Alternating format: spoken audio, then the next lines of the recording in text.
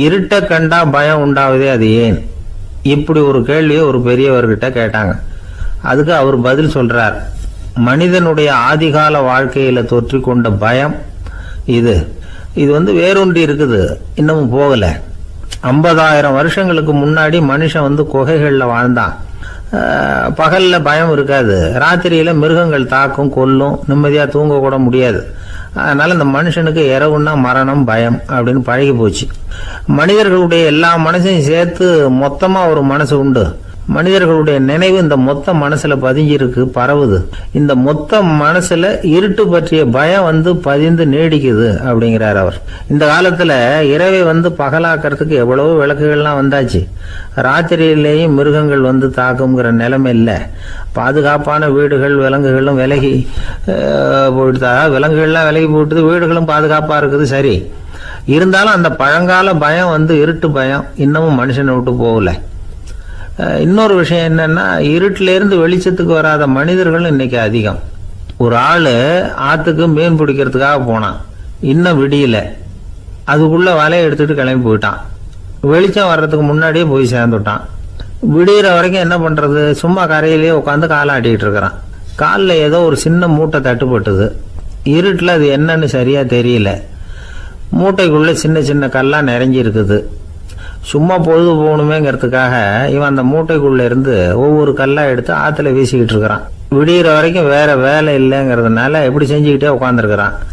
கிழக்க மெதுவா வெளிச்சம் தெரிய ஆரம்பிச்சது. பொழுது விடியறதுக்கான அறிகுறி. இதுக்குள்ள அந்த மூட்டையில இருந்த எல்லா கல்லையும் எடுத்து வீசி எறிஞ்சுட்டான். கடைசியா ஒரே ஒரு கல் மட்டும்தான் கையில பாக்கி இருந்தது. வெளிச்சம் வந்ததும் அந்த கல்லை பார்த்தான், அப்படியே திகைச்சு போயிட்டான். அடடா, இது வரைக்கும் தெரியாம தப்பு பண்ணிட்டோமே அப்படின்னு நினைச்சான். ஏன் தெரியுமா, அவன் கையில இருந்தது வெறும் கல் இல்ல, விலை வசந்த ரத்தன கல். அது இருட்டுல என்னன்னு புரியாததுனால மூட்டையில இருந்த எல்லா ரத்தன கல்லையும் ஆத்துல வீசி எறிஞ்சிருக்கிறான். இப்போ அவனுக்கு அழுகையே வந்துடும் போல இருந்தது. வாழ்க்கையை வசதி ஆக்கிக்கிறதுக்கான வாய்ப்பு அவனுக்கு இருந்தது. இருந்தாலும் இருட்டுல அதை இழந்துட்டான். அந்த வகையில அவனுக்கு கொஞ்சம் அதிர்ஷ்டம் இருந்திருக்குது. அதாவது ஏதோ ஒரு வகையில் இருந்திருக்குது. அதனாலதான் அந்த கடைசி கல்ல எரியறதுக்குள்ள வெளிச்சம் வந்துட்டுது. பல பேருக்கு அந்த அளவு கூட அதிர்ஷ்டம் வர்றதில்லை. எல்லாத்தையும் வீசினதுக்கு அப்புறம் தான் வெளிச்சம் வரும். என்னன்னு விவரம் தெரியாமலே எழுந்திரிச்சு வந்துருவாங்க. வாழ்க்கைங்கிறது ஒரு பெரிய புதையல். அதை புரிஞ்சிக்காம மனுஷன் அதை வீசி எரிஞ்சுக்கிட்டு இருக்கான் அப்படிங்கிறது தான் பெரியவங்க கருத்து.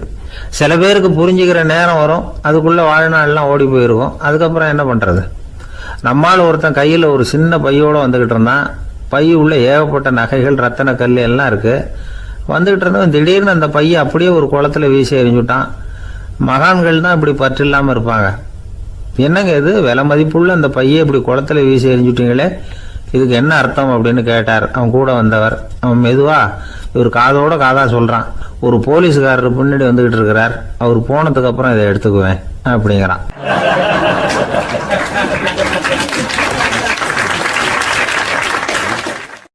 ஒரு சின்ன பையன் என்னை தேடிட்டு ஓடி வந்தான்.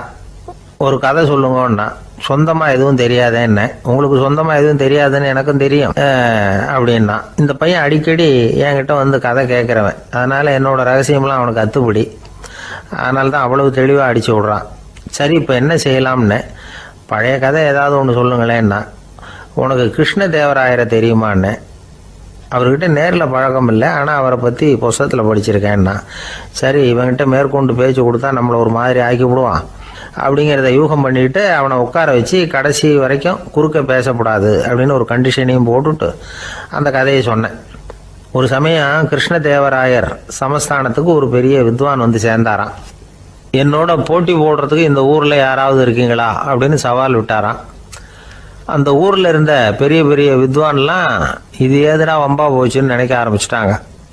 யாரும் அந்த ஆளோட போட்டி போடுறதுக்கு தயாராக இல்லை. எல்லாரும் நடுங்கிக்கிட்டு இருக்கிறாங்க. அந்த நேரத்தில் ஒருத்தன் மட்டும் தைரியமாக முன்னுக்கு வந்தான். அது யாருன்னா தெனாலிராமன். அந்த சமஸ்தானத்தில் விகட கவி அவன். என்ன அனுப்புங்க போட்டிக்கு, நான் ஜெயிச்சு காட்டுறேன்னா. உனக்கு அவ்வளவு தைரியம் இருக்குதா அப்படின்னு கேட்டாங்க. தைரியம் மட்டும்தான் என்கிட்ட இருக்குது, ஆனால் தைரியம் இருந்தால் அதிர்ஷ்டம் தேடிட்டு வருங்கிறது எனக்கு தெரியும் அப்படின்னா. அடுத்த நாள் போட்டி ஆரம்பமாச்சு. அந்த பெரிய வித்வான் நின்னார். தெனாலிராமன், எதிரில் வந்து நின்னான். அந்த வித்வான் ஒரு விரலை காட்டினார். தெனாலிராமன் பதிலுக்கு 2 விரலை காட்டினான். வித்வான் 3 விரலை காட்டினார். இவன் உடனே 4 விரலை காட்டினான். உடனே 5 விரலை காட்டினார் அவர். தெனாலிராமன் உடனே தன்னுடைய கை முஷ்டியை காட்டினான், கையை மூடி காட்டினான். அவ்வளோதான். அந்த பெரிய வித்வான் கிருஷ்ணதேவராயர் காலில் விழுந்தார். நான் தோத்துட்டேன், என் தோல்வியை ஒத்துக்கிறேன் அப்படின்னு சொல்லிவிட்டார். கிருஷ்ணதேவராயர் அவரை தனியாக அழைச்சிட்டு போய் என்ன நடந்ததுன்னு விசாரித்தார். அந்த வித்வான் விளக்கம் கொடுத்தார். ஆண்டவன் ஒருவன் தான் உண்டுங்கிறத விளக்கறதுக்காக நான் ஒரு விரலை காட்டினேன். அப்படி இல்லை, சக்தியை சேர்த்தா சக்தி சிவன் 2 பேர் உண்டுன்னு உங்கள் வித்வான் 2 விரலை காட்டினார். மூர்த்திகள் 3 பேருங்கிறதுக்காக நான் 3 விரலை காட்டினேன். வேதங்கள் 4ன்னு சொல்லி ஒரு 4 விரலை காட்டினார். பஞ்சபூதங்கள் 5ன்னு நான் 5 விரலை காட்டினேன். அதையெல்லாம் அடக்கி ஆளணும்னு சொல்லி அவர் கையை மூடி உறுதியாக காட்டினார். அடடா, உங்கள் வித்வானுக்கு எப்பேற்பட்ட அறிவு! அவர் தான் ஜெயிச்சார், நான் தோத்துட்டேன் அப்படின்னார் அவர். அப்படி சொல்லிவிட்டு அவர் போயிட்டார். அதுக்கப்புறம் தெனாலிராமனை கூப்பிட்டு என்னப்பா நடந்தது அப்படின்னு கேட்டாராம். அதுக்கு தெனாலிராமன் விளக்கம் கொடுத்துருக்குறான். அவன் முதல்ல என்னை கொன்னுடுவேன்னு அந்த வித்வான் ஒரு விரலை காட்டினான். உடனே ஒரு 2 கண்ணையும் தோண்டி போடுவேங்கிறதுக்காக நான் 2 விரலை காட்டினேன். உனக்கு நாமம் போட்டுருவேன்னு சொல்லி 3 விரலை காட்டினான். அதை அழிச்சிருவேன்னு 4 விரலை காட்டினேன். உன்னை அரைஞ்சிருவேன்னு அவன் 5 விரலை காட்டினான். நான் உங்களை குத்தி போடுவேன்னு சொல்லி கையை மூடி காட்டினேன் அப்படின்னா. இப்போ பாருங்க, ஜெயிச்சது யார்? தைரியம் மட்டும் இருந்துட்டா அதிர்ஷ்டம் தானா தேடி வருங்கிறது எவ்வளவு உண்மையாக போச்சு. அதனால் நாம் எப்பவும் தைரியமாக இருக்கணும்னு சொல்லிவிட்டு என் எதிரில் கதை கேட்டுட்டு உட்காந்துருந்த சின்ன பையனை பார்த்தேன். அவன் என்னை நிமிர்ந்து பார்த்தான். அவன் தன்னோட கை கால் 2ஐயும் ஒரு மாதிரியாக என் முன்னால் தூக்கி 20 விரலை காட்டினான். எனக்கு ஒன்றும் புரியல. இதுக்கு என்னப்பா அர்த்தம்னு கேட்டேன். இதே கதையை இதுக்கு முன்னாடி என்கிட்ட 20 தடவை நீங்கள் சொல்லியிருக்கீங்கன்னு அர்த்தம் அப்படின்னா.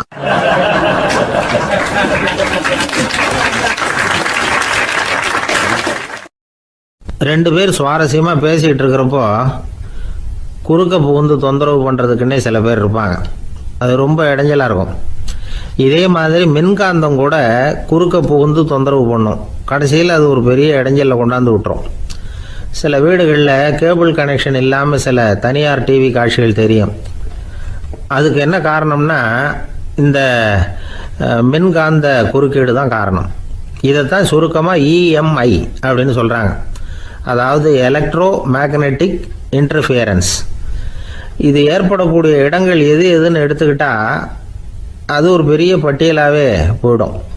இந்த இஎம்ஐ தொந்தரவு கேபிள் டிவியில் மட்டும்தான் இல்லை, ராக்கெட் ஏவுதளத்தில் உள்ள ரேடார்கள், அங்கே உள்ள சில சக்தி வாய்ந்த தொலைத்தொடர்பு சாதனங்கள், விமான தளங்களில் உள்ள ரேடார்கள், கப்பல் தளங்களில் பொருத்தப்பட்டிருக்கக்கூடிய சக்தி வாய்ந்த ஆண்டனாக்கள், இப்படி நிறைய சொல்லலாம். காவல் நிலையங்களில் பயன்படுத்தப்படுகிற வயர்லெஸ் தொடர்பு சாதனங்கள் கூட ஓரளவுக்கு இந்த மின்காந்த அலைகளை வெளியிடும். நம்ம வீட்டில் உட்காந்துக்கிட்டு ரேடியோ கேட்டுக்கிட்டு இருப்போம் அல்லது டிவி பார்த்துக்கிட்டு இருப்போம்.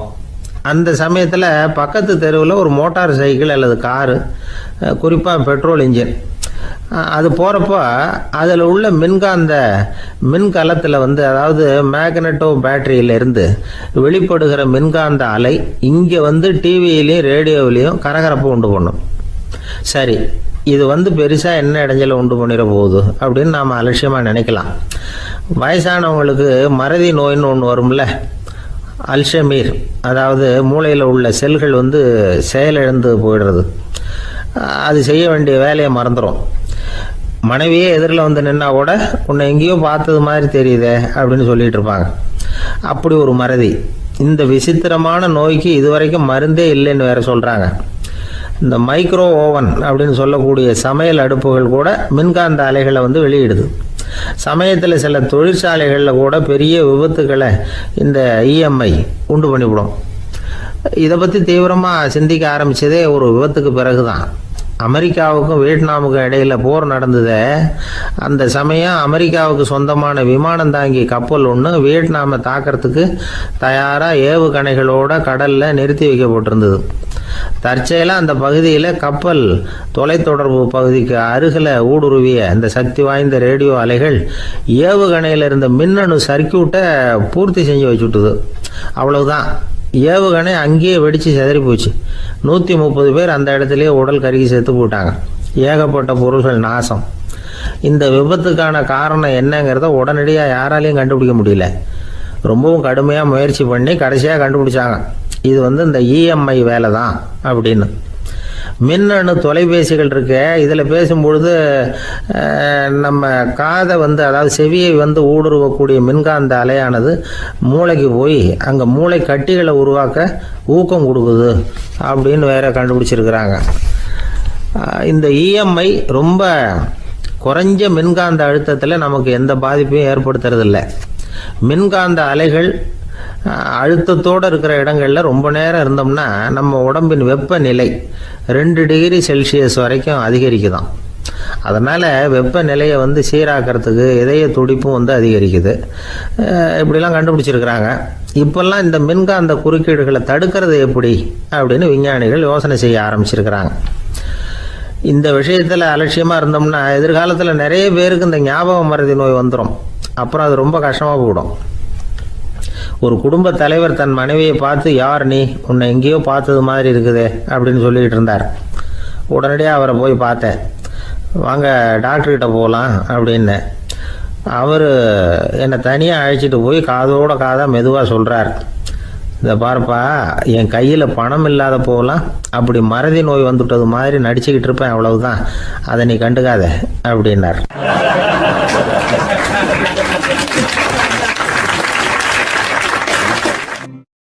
ஒருத்தர் வேகமாக நடந்து போகிறார். கடத்தெருவில் ஒரு ஸ்வீட்டு கடையை பார்க்குறார். உடனே சடன் பிரேக் போட்டது மாதிரி நிற்கிறார். ஒரு ஸ்வீட் வாங்கி சாப்பிடலாமேன்னு மனசு சொல்லுது. டாக்டர் வேணாம்னு சொல்லியிருக்கிறார், உடம்புக்கு ஒத்துக்காது, அதனால் அது வேணாம்னு சொல்லுது அறிவு. இவர் மனசு சொல்கிறத கேட்கல, அறிவு சொல்கிறபடி கேட்குறார். அதனால் மறுபடியும் வேகமாக அங்கேருந்து நடந்து போயிடுறார். அவர் நல்ல மனுஷனுக்கு அறிவும் இருக்குது, உணர்ச்சியும் இருக்குது. எதுக்கு எடுத்தாலும் உணர்ச்சி வசப்பட்டுக்கிட்டு இருக்கக்கூடாது, அறிவு வசத்தில் நாம் இருக்கணும். அப்போ தான் நாம் நல்லபடியாக வாழ முடியும். இல்லைன்னா அவஸ்தை தான். மகாபாரதத்தில் சந்தனுன்னு சொல்லி ஒரு அரசன் வர்றான். அவன் ஒரு சமயம் அறிவு வசப்படாமல் உணர்ச்சி வசப்படுறான். அதாவது ஒரு நாள் கங்கை கரையில் ஒரு அழகான பொண்ணை பார்க்குறான். இவனுடைய மனசு அவகிட்ட போயிடுது. அவளை கல்யாணம் பண்ணிக்கிறதுக்கு ஆசைப்படுறான். அந்த பொண்ணு சரின்னு சம்மதிக்கிறா. ஆனால் ஒரு நிபந்தனை போடுறா. அந்த நிபந்தனைக்கு சம்மதம்னு சொன்னாதான் உன்னை கல்யாணம் பண்ணிக்குவேன்னு சொல்றா. சரி, அவ போட்ட நிபந்தனை என்ன தெரியுமா? இது மாதிரி, நான் உங்க மனசு புண்படுற மாதிரி எந்த காரியம் பண்ணாலும் நீங்க என்ன ஏன்னு கேட்கக்கூடாது, நான் செய்யற காரியத்தை தடுக்கவும் கூடாது. அப்படி நீங்க செஞ்சா அடுத்த கணமே நான் உங்களை பிரிஞ்சு போயிடுவேன். இதுதான் அந்த பொண்ணு போட்ட நிபந்தனை. சந்தன அரசன் இந்த நிபந்தனையை ஒத்துக்கலாமா? இதை அறிவுபூர்வமாக யோசிச்சிருந்தா இதுக்கு கட்டுப்பட்டுருக்க மாட்டான். இந்த நிபந்தனைக்கு நான் சம்மதிக்க மாட்டேன்னு தான் சொல்லியிருக்கணும். ஆனால் அவன் அந்த நேரத்தில் உணர்ச்சி வசத்தில் இருந்தான். அதனால் நீ என்ன சொன்னாலும் சரின்னு ஒத்துக்கிட்டான். அவளை கல்யாணம் பண்ணிக்கிட்டான். இதனால் என்ன ஆச்சு? 7 பச்சை இளம் குழந்தைகளை பிறந்த உடனே அவள் கங்கையில் தூக்கி எறிஞ்சி கொல்லக்கூடிய கோர காட்சியை இவன் ஒன்று பின்னாடி ஒன்றா பார்க்க வேண்டியதாக போச்சு. கடைசியில் 8வது குழந்தை பிறந்ததுன்னா அவனுடைய அறிவு மேலோங்குது. அந்த கொடிய செயலை தடுத்து நிறுத்துறான். அந்த 8வது குழந்தை தான் பின்னாடி பீஷ்மர் ஆகிறார்.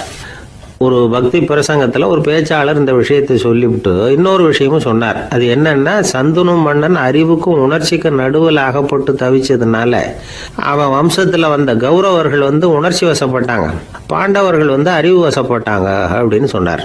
மனுஷனுக்கு உணர்ச்சியை விட அறிவு மேலோங்கி இருக்கணுங்கிறது சரிதான். ஆனால் அந்த அறிவை எப்படி உபயோகப்படுத்துகிறோங்கிறது முக்கியம்.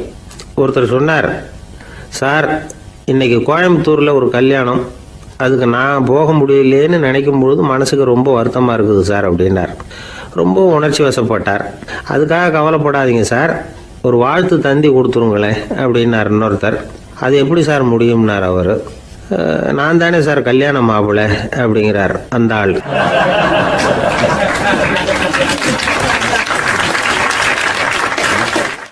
ஒரு அழகான கடற்கரை. சுற்றுலா பயணிகள் நிறைய பேர் அங்கே போகிறது வழக்கம். சனி ஞாயிறு கூட்டம் அதிகமாக இருக்கும். அதோட விளைவு என்னங்கிறது அடுத்த நாள் தான் தெரியும். ஆமாம், அந்த கடற்கரையை சுத்தப்படுத்துகிற தொழிலாளிகள் திங்கட்கிழமை ரொம்ப சிரமப்படுவாங்க. சனி ஞாயிறு வந்த கூட்டம் கடற்கரை பூராவும் காலி ஐஸ்கிரீம் கப்புகளை வீசி எறிஞ்சிட்டு போயிடுவோம். ஆயிரக்கணக்கான கப்புகள் அங்கே பரவலாக கிடக்கும். அதையெல்லாம் பொறுக்கி எடுத்து சுத்தம் பண்ணி ஆகணும். இதனால் திங்கட்கிழமை வேலைக்கு வர்றதுக்கு எல்லோரும் பயப்படுவாங்க. அப்படி ஒரு நிலைமை. பல பேர் அன்னைக்கு லீவ் எடுத்துகிட்டு போயிடுறது வழக்கம். நமக்கு எதுக்கு இன்றைக்கி தொந்தரவுன்னு. இது ஒரு பெரிய பிரச்சனையாக இருந்தது. இதுக்கு என்ன பண்ணலாம் அப்படின்னு யோசனை பண்ணாங்க. ஒரு ஆலோசனை கூட்டத்துக்கு ஏற்பாடு பண்ணாங்களாம். அந்த நகர நிர்வாக அலுவலர்கள், பணியாளர்கள் எல்லாரும் அதில் கலந்துக்கிட்டாங்க. கூட்டம் ஆரம்பமாச்சு. ஆரம்பத்தில் சொன்னாங்க, இந்த பிரச்சனைக்கு ஒரு தீர்வு வேணும், என்ன பண்ணலாம், அதை முடிவு செய்கிறதுக்கு தான் இந்த கூட்டம்.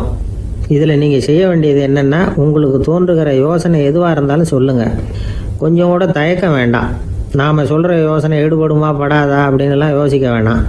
எல்லாருடைய யோசனைகளையும் அப்படியே பதிவு செய்துக்கிறோம். கடைசியாக அதிலேருந்து ஒரு சிறந்த யோசனையை தேர்வு பண்ணி அதை பயன்படுத்தலாம். இந்த சந்தர்ப்பத்தில் இன்னொரு முக்கியமான வேண்டுகோள், எவ்வளவு சாதாரணமான யோசனையாக இருந்தாலும் சரி, அது சொல்லும் பொழுது அடுத்தவங்க ஏளனம் செய்யக்கூடாது. இது ஒரு பெரிய யோசனையா அப்படின்னு சொல்லி எதையும் அலட்சியப்படுத்தக்கூடாது. இதுதான் அந்த கூட்டத்தின் ஆரம்பத்தில் செய்யப்பட்ட அறிவிப்பு. உடனே அந்த கூட்டத்தில் இருந்தவங்க ஆளுக்கு ஒரு யோசனை சொல்ல ஆரம்பித்தாங்க. ஒருத்தர் எழுந்திரிச்சார், இங்கே வர்ற சுற்றுலா பயணிகள்கிட்ட ஆளுக்கு $10 ஒரு டெபாசிட் மாதிரி வைப்பு பணமாக வாங்கிக்கணும். காலி ஐஸ்கிரீம் கப்பை திருப்பி கொடுத்தா அந்த பணத்தை திருப்பி கொடுத்துடலாம். இப்படி ஒரு ஏற்பாடு பண்ணிக்கிட்டா கப்புகளை தேடி பொறுக்கிட்டு இருக்க வேண்டியதில்லை, எல்லாம் ஒரே இடத்துக்கு வந்து சேர்ந்துடும். அப்படியே நாம் தூக்கிட்டு போய் ஒரு இடத்துல கொட்டி விடலாம் அப்படின்னார். இன்னொருத்தர் எழுந்திரிச்சார், கப்பை கீழே போட்டால் $50 அபராதம் அப்படின்னு அங்கங்கே போர்டு எழுதி வச்சுடலாம். கப்புகளை போடுறதுக்கு அங்கங்கே பெரிய கூடைகளை வச்சுடலாம். நாம் சாவகாசமாக அந்த கூடைகளை சேகரம் பண்ணிக்கலாம் அப்படின்னாராம். இன்னொருத்தர் எழுந்திரிச்சு கொஞ்சம் கோபமாக பேசினார். கப்புகளை அவங்க வாயிலே திணிச்சுடணும், அதுங்களை முன்னு சாப்பிட்டு பார்த்தா தான் தெரியும் அது எவ்வளவு கஷ்டங்கிறது அப்படின்னு ரொம்ப கடுமையாக பேசியிருக்காரு. இது வேடிக்கையாக தெரிஞ்சாலும் இந்த யோசனையும் பதிவு செஞ்சுக்கிட்டாங்களாம். இப்படி பல யோசனைகள். கடைசியாக எல்லாத்தையும் படித்து பார்த்துட்டு பரிசீலனை பண்ணாங்க. அப்புறம் தான் யோசனை வந்தது. இவர் வேடிக்கையாக சொன்னது, கப்புகளை அவங்கவுங்க வாயிலே திணிச்சு சாப்பிட சொல்லணும், அதுதான் தண்டனைன்னார்ல, ஏன் அப்படி சாப்பிட்றது மாதிரியே கப்புகளை தயார் பண்ண என்ன அப்படின்னு சிந்திக்க ஆரம்பித்தாங்களாம். ஆகா, அதுதான் சரின்னு ஒரு முடிவுக்கு வந்தாங்க. அதுலேருந்து உருவானது தான் இந்த வேஃபர் கப்ஸ். ஐஸ்கிரீமை சாப்பிட்டு முடித்ததும் கப்பையும் சாப்பிட்டுடலாம். கோன் ஐஸ்கிரீம் சாப்பிட்றோம்ல, அதுதான். அமெரிக்காவில் மியாமி கடற்கரையில் ரொம்ப காலமாக இருந்துக்கிட்டு வந்த குப்பை பிரச்சனைக்கு இப்படி தான் ஒரு தீர்வு வந்துதான். இதுலேருந்து நாம் புரிஞ்சிக்க வேண்டியது என்னென்னா, நாம் அன்றாட எத்தனையோ பிரச்சனைகளை சந்திக்கிறோம், அதுக்கெல்லாம் தீர்வு உண்டு. அது எங்கே ஒளிஞ்சிருக்குன்னு கண்டுபிடிக்கணும். அந்த யோசனையையும் நல்லா தீவிரமாக யோசிக்கணும். யார் என்ன யோசனை சொன்னாலும் அதை அலட்சியப்படுத்தக்கூடாது, அக்கறையோடு கவனிக்கணும், அதை யோசித்து பார்க்கணும். ஒரு அம்மா தன்னோட வீட்டுக்காரரை ஒரு மனநல மருத்துவர்கிட்ட அழைச்சிட்டு வந்தாங்களாம். டாக்டர், இவருக்கு கோன் ஐஸ்கிரீம் பிடிக்கல, பேப்பர் கப்பில் இருக்கிற ஐஸ்கிரீம் தான் வேணும்னு அடம் பிடிக்கிறார் அப்படின்னாங்களாம். அது ஒன்றும் தப்பு இல்லையேன்னாராம் டாக்டர். இதுக்கு அந்த அம்மா சொன்னாங்களாம், இவர் கப்பு ஐஸ்கிரீம் வாங்குறதுல தப்பு இல்லை டாக்டர், பிரச்சனை அது இல்லை. அப்புறம் வேறு என்னன்னு கேட்டிருக்காரு. வாங்கினதும் ஐஸ்கிரீமை கீழே கொட்டிவிட்டு அந்த பேப்பர் கப்பை மட்டும் விரும்பி சாப்பிட்றார், அதனால தான் உங்ககிட்ட அழைச்சிட்டு வந்தேன் அப்படின்னாங்களாம்.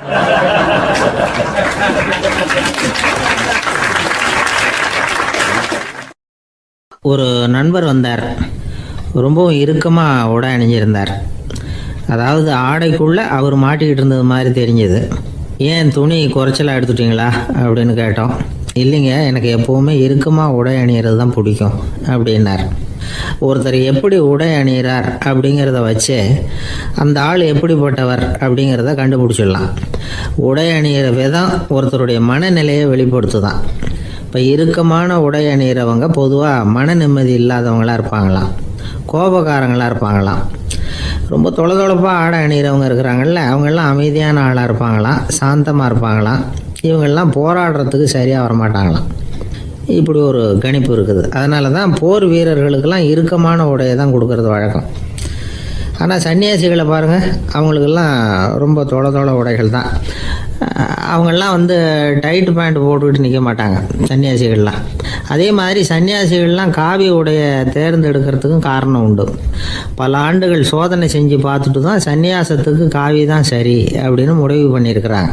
இப்போ பௌதீக விஞ்ஞானப்படியும் அதுதான் சரி. அதாவது சூரிய ஒளியில் 7 வண்ணங்கள் உண்டு. ஒரு பொருள் மேலே அது விழும் பொழுது அந்த பொருள் நமக்கு சிவப்பாக தெரிஞ்சதுன்னா அந்த பொருள் சிவப்பை தவிர மற்ற எல்லா நிற கதிர்களையும் உள்வாங்கிக்கிட்டு சிவப்பு நிறத்தை மட்டும் வெளியில் விடுது, அதாவது விலக்கி விடுது. அதனால தான் அந்த பொருள் சிவப்பாக தெரியுது. உடல் ஆரோக்கியத்துக்கு ஓரளவு சிவப்பு தேவைப்படுது. அதனால தான் காவி உடை அணிஞ்சால் சூரிய ஒளி ஓரளவு சிவப்பை விலக்கிவிடும். அதாவது சிவப்பின் பலனும் கிடைக்கும், இந்த சிவப்பின் கெடுதலும் இல்லை. அப்படின்னு யோசனை பண்ணாங்க. காவி உதய வேளையின் நிறம். கீழ் வானத்தில் கதிர் உதிக்கிற வேளையில் முதல் ஒளி தோன்றுகிற நேரத்தில் காவி நிறம் தான் கசியும். தியானம் செய்கிறப்போ முதல்ல காணக்கூடிய ஒளி காவி நிறம்தான். தியானத்தின் உச்ச நிலையின் நிறம் நீலம். தியானம் காவி நிறத்தில் ஆரம்பமாகி நீல நிறத்தில் நிறைவடைகிறது அப்படிங்கிறார் ஓஷோ.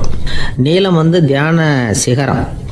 காவி தியான ஆரம்ப குறியீடு, ஒரு சன்னியாசியின் ஆரம்ப தரிசனம் அப்படிங்கிறார் அவர். ஒருத்தர் நாள் பூரா காவி உடைய அணிஞ்சிருந்தா அந்த நிறம் அவருக்கு தியானத்தை பற்றிய நினைவை ஊட்டிக்கிட்டே இருக்கும். இப்படியே ஆடைக்கும் தியானத்துக்கும் இடையில ஒரு தொடர் ஏற்படுது. ஒரு துறவியின் உள்ளார்ந்த பண்பாக அது மாறுது. கடை வீதியில் ஒரு பொருள் வாங்க போகிறோம், அது மறந்துடக்கூடாதுங்கிறதுக்காக ஞாபகம் முடிச்சு போட்டுக்கிறோம். அந்த முடிச்சுக்கும் பொருளுக்கும் தொடர்பு இல்லை. ஆனால் கடை வீதிக்கு போன உடனே அந்த முடிச்சு அந்த பொருளை ஞாபகப்படுத்துது. அதாவது அந்த முடிச்சு ஒரு தொடர்பு அம்சமாக அமையுது. அது மாதிரி தான் காவி உடையும்.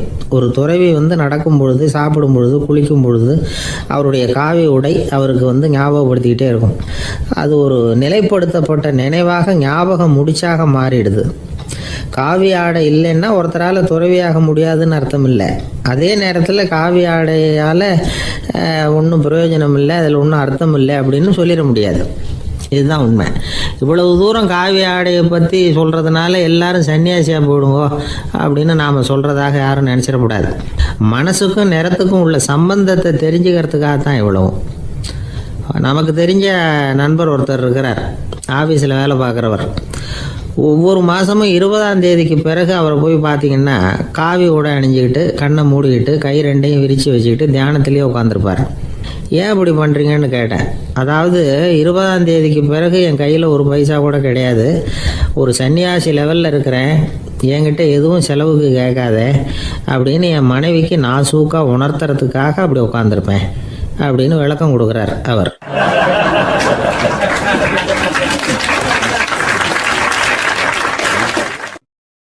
ஒரு கணவன் மனைவி எப்போ பார்த்தாலும் அவங்க 2 பேருக்கும் இடையில சண்டை வந்துக்கிட்டே இருந்தது. இதில் என்ன ஆச்சரியங்கிறீங்களா? நான் அதுக்காக சொல்ல வரல, இது வேறு விஷயம். அதாவது சண்டை போடாமல் இருக்கிறதுக்கு வழி சொல்கிற தகவல் இது. நான் சொன்ன அந்த கணவன் மனைவி எப்படின்னா, கணவன் ஒரு வார்த்தை சொன்னால் மனைவி கிட்டேருந்து 2 வார்த்தை பதிலாக வரும். இதுக்கு கணவன்கிட்டேருந்து 4 வார்த்தை பதிலாக வரும். இப்படி வார்த்தைகள் பெருகி போய் கடைசியில் வம்பில் முடியும்.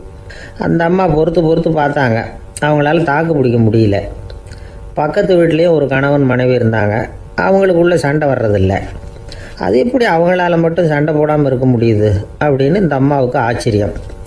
ஒரு நாள் நேராக பக்கத்து வீட்டு அம்மாக்கிட்டே போய், ஏம்மா நீங்கள் எப்படி கணவனும் மனைவியும் சண்டை போட்டுக்காமல் இருக்கிறீங்க, அது எப்படி முடியுது உங்களால் அப்படின்னு கேட்டாங்க. அதுக்குன்னு ஒரு மருந்து இருக்குது, அதை சாப்பிட்டா சண்டை வராது அப்படின்னாங்க அவங்க. சரிங்க, அந்த மருந்தை அவர் சாப்பிட மாட்டேன்னு சொல்லிட்டா என்ன பண்ணுறது அப்படின்னு கேட்டிருக்கிறாங்க இவங்க. அந்த மருந்து அவருக்கு இல்லைம்மா, உனக்கு தான் அப்படின்னாங்களாம் அவங்க. அப்படியா, அப்படின்னா கொடுங்க, ரொம்ப நல்லதாக போச்சு. அதை எப்படி சாப்பிட்றதுங்கிற விவரத்தையும் சொல்லுங்கள், எங்கே அது கிடைக்குங்கிறதையும் சொல்லுங்கள், வாங்கிக்கிறேன் அப்படின்னு கேட்டாங்களாம் இவங்க. வேறு எங்கேயும் போய் வாங்க வேண்டாம், என்கிட்டே இருக்க அந்த மருந்து, அதில் கொஞ்சம் தர்றேன், வாங்கி வச்சுக்க. உன் வீட்டுக்காரர் உன்னோட சண்டையை ஆரம்பிக்கிறப்போலாம் நீ இந்த மருந்தில் 1 அவுன்ஸ் வாயில் ஊற்றிக்கணும். அதை உடனே குடிச்சிடக்கூடாது, ஒரு 5 நிமிஷமாவது அது வாயில் இருக்கணும், அதுக்கப்புறம் குடிச்சிடலாம் அப்படின்னு சொல்லி ஒரு பாட்டில் மருந்தை இந்த அம்மாக்கிட்ட கொடுத்து அனுப்புனாங்களாம். மருந்தை எடுத்துக்கிட்டு இந்த அம்மா வீட்டுக்கு வந்திருக்கிறாங்க. வீடு பூட்டி இருந்ததுனால கணவன் வாசல்லையே காத்துக்கிட்டு இருக்கிறான். மனைவியை கண்டதும் சண்டை போட ஆரம்பிச்சிட்டான். வீட்டை பூட்டி விட்டு எங்கே போய் தொலைஞ்ச, எவ்வளோ நேரமாக ஒரு மனுஷன் வாசல்லையே காத்துட்டு கிடக்கிறது அப்படி இப்படின்னு கத்த ஆரம்பிச்சிட்டான். மனைவி இதுக்கு பதிலே சொல்லலை. அந்த அம்மா பேசாமல் வீட்டை திறந்தாங்க, சமையல் அறைக்குள்ளே போனாங்க, 1 அவுன்ஸ் மருந்தை வாயில் ஊற்றிக்கிட்டாங்க. அன்னைக்கு சண்டை மேற்கொண்டு வளரவே இல்லை, நின்றுட்டுது. மருந்து பரவாயில்லை. அதுக்கப்புறம் பல சந்தர்ப்பங்களில் சண்டை வரும் போல் இருக்கிற போலாம் இந்த மருந்து அதை நிறுத்தியிருக்கு. பிரமாதமான மருந்தாக இருக்குது இதை கொஞ்சம் அதிகமாகவே வாங்கி வீட்டில் வச்சுக்க வேண்டியது தான் அப்படின்னு முடிவு பண்ணிட்டு இந்த அம்மா மறுபடியும் பக்கத்து வீட்டு அம்மாக்கிட்ட போனாங்க. எவ்வளவு விலையானாலும் சரி, நான் காசு கொடுத்து வாங்கி வச்சுக்கிறேன், எந்த கடையில் இருக்குது இந்த மருந்து சொல்லுங்க அப்படின்னு கேட்டாங்க. இந்த மருந்துக்கு விலையே கிடையாதுங்க, இலவசமாகவே கிடைக்கும்னாங்களாம் அவங்க. அது எப்படி விலையில்லாமல் இதை விற்க முடியுது அப்படின்னு கேட்டாங்களாம் இவங்க. அது மருந்தாக இருந்தால் தானே விலை வைக்கிறதுக்கு, அது வெறும் தண்ணி தானே அப்படின்னாங்களாம். வெறும் தண்ணியாக சண்டையை நிறுத்துது அப்படின்ட்டு இருக்காங்க இவங்க. அது சண்டையை நிறுத்தலை, உன்னோட மௌனம் தான் சண்டையை நிறுத்துது. நீ வாயில் தண்ணியை வச்சுக்கிறதுனால எதிர்த்து பேசுறதில்ல, அதனால் உன்னுடைய கணவர் கோபம் வந்து சாந்தமாயிடுது அப்படின்னாங்களாம் அவங்க. இந்த கதையிலேருந்து சண்டையை நிறுத்துகிற மருந்து எதுன்னு தெரிஞ்சுக்கிட்டோம் இல்லையா. ஒருத்தர் என்ன பண்ணார், பாட்டிலில் வந்து தண்ணியை ஊற்றி வச்சுக்கிட்டு அவர்கிட்ட வர்றவங்களுக்கெல்லாம் இதை சிபாரிசு பண்ணலாம்னு நினச்சிக்கிட்டு உட்காந்துருந்தார். ஒரு அம்மா வந்தாங்க. இதை கேட்டுவிட்டு இதையே ஒரு மருந்து மாதிரி கொடுக்கலாம்ங்கிறது அவர் முடிவு. அதனால் பாட்டிலில் தண்ணி அடித்து வச்சுக்கிட்டு அதில் கலருக்காக என்னத்தையோ ஒரு ஜீரகம் அது மாதிரி எதையாவது கலந்து வச்சுக்கிட்டு ஒரு மருந்து மாதிரி ஒரு பாவனையில் வச்சுக்கிட்டு உட்காந்துருக்காரு. யாராவது வீட்டில் சண்டைன்னா என்கிட்ட வாங்க மருந்து தரேன்னு.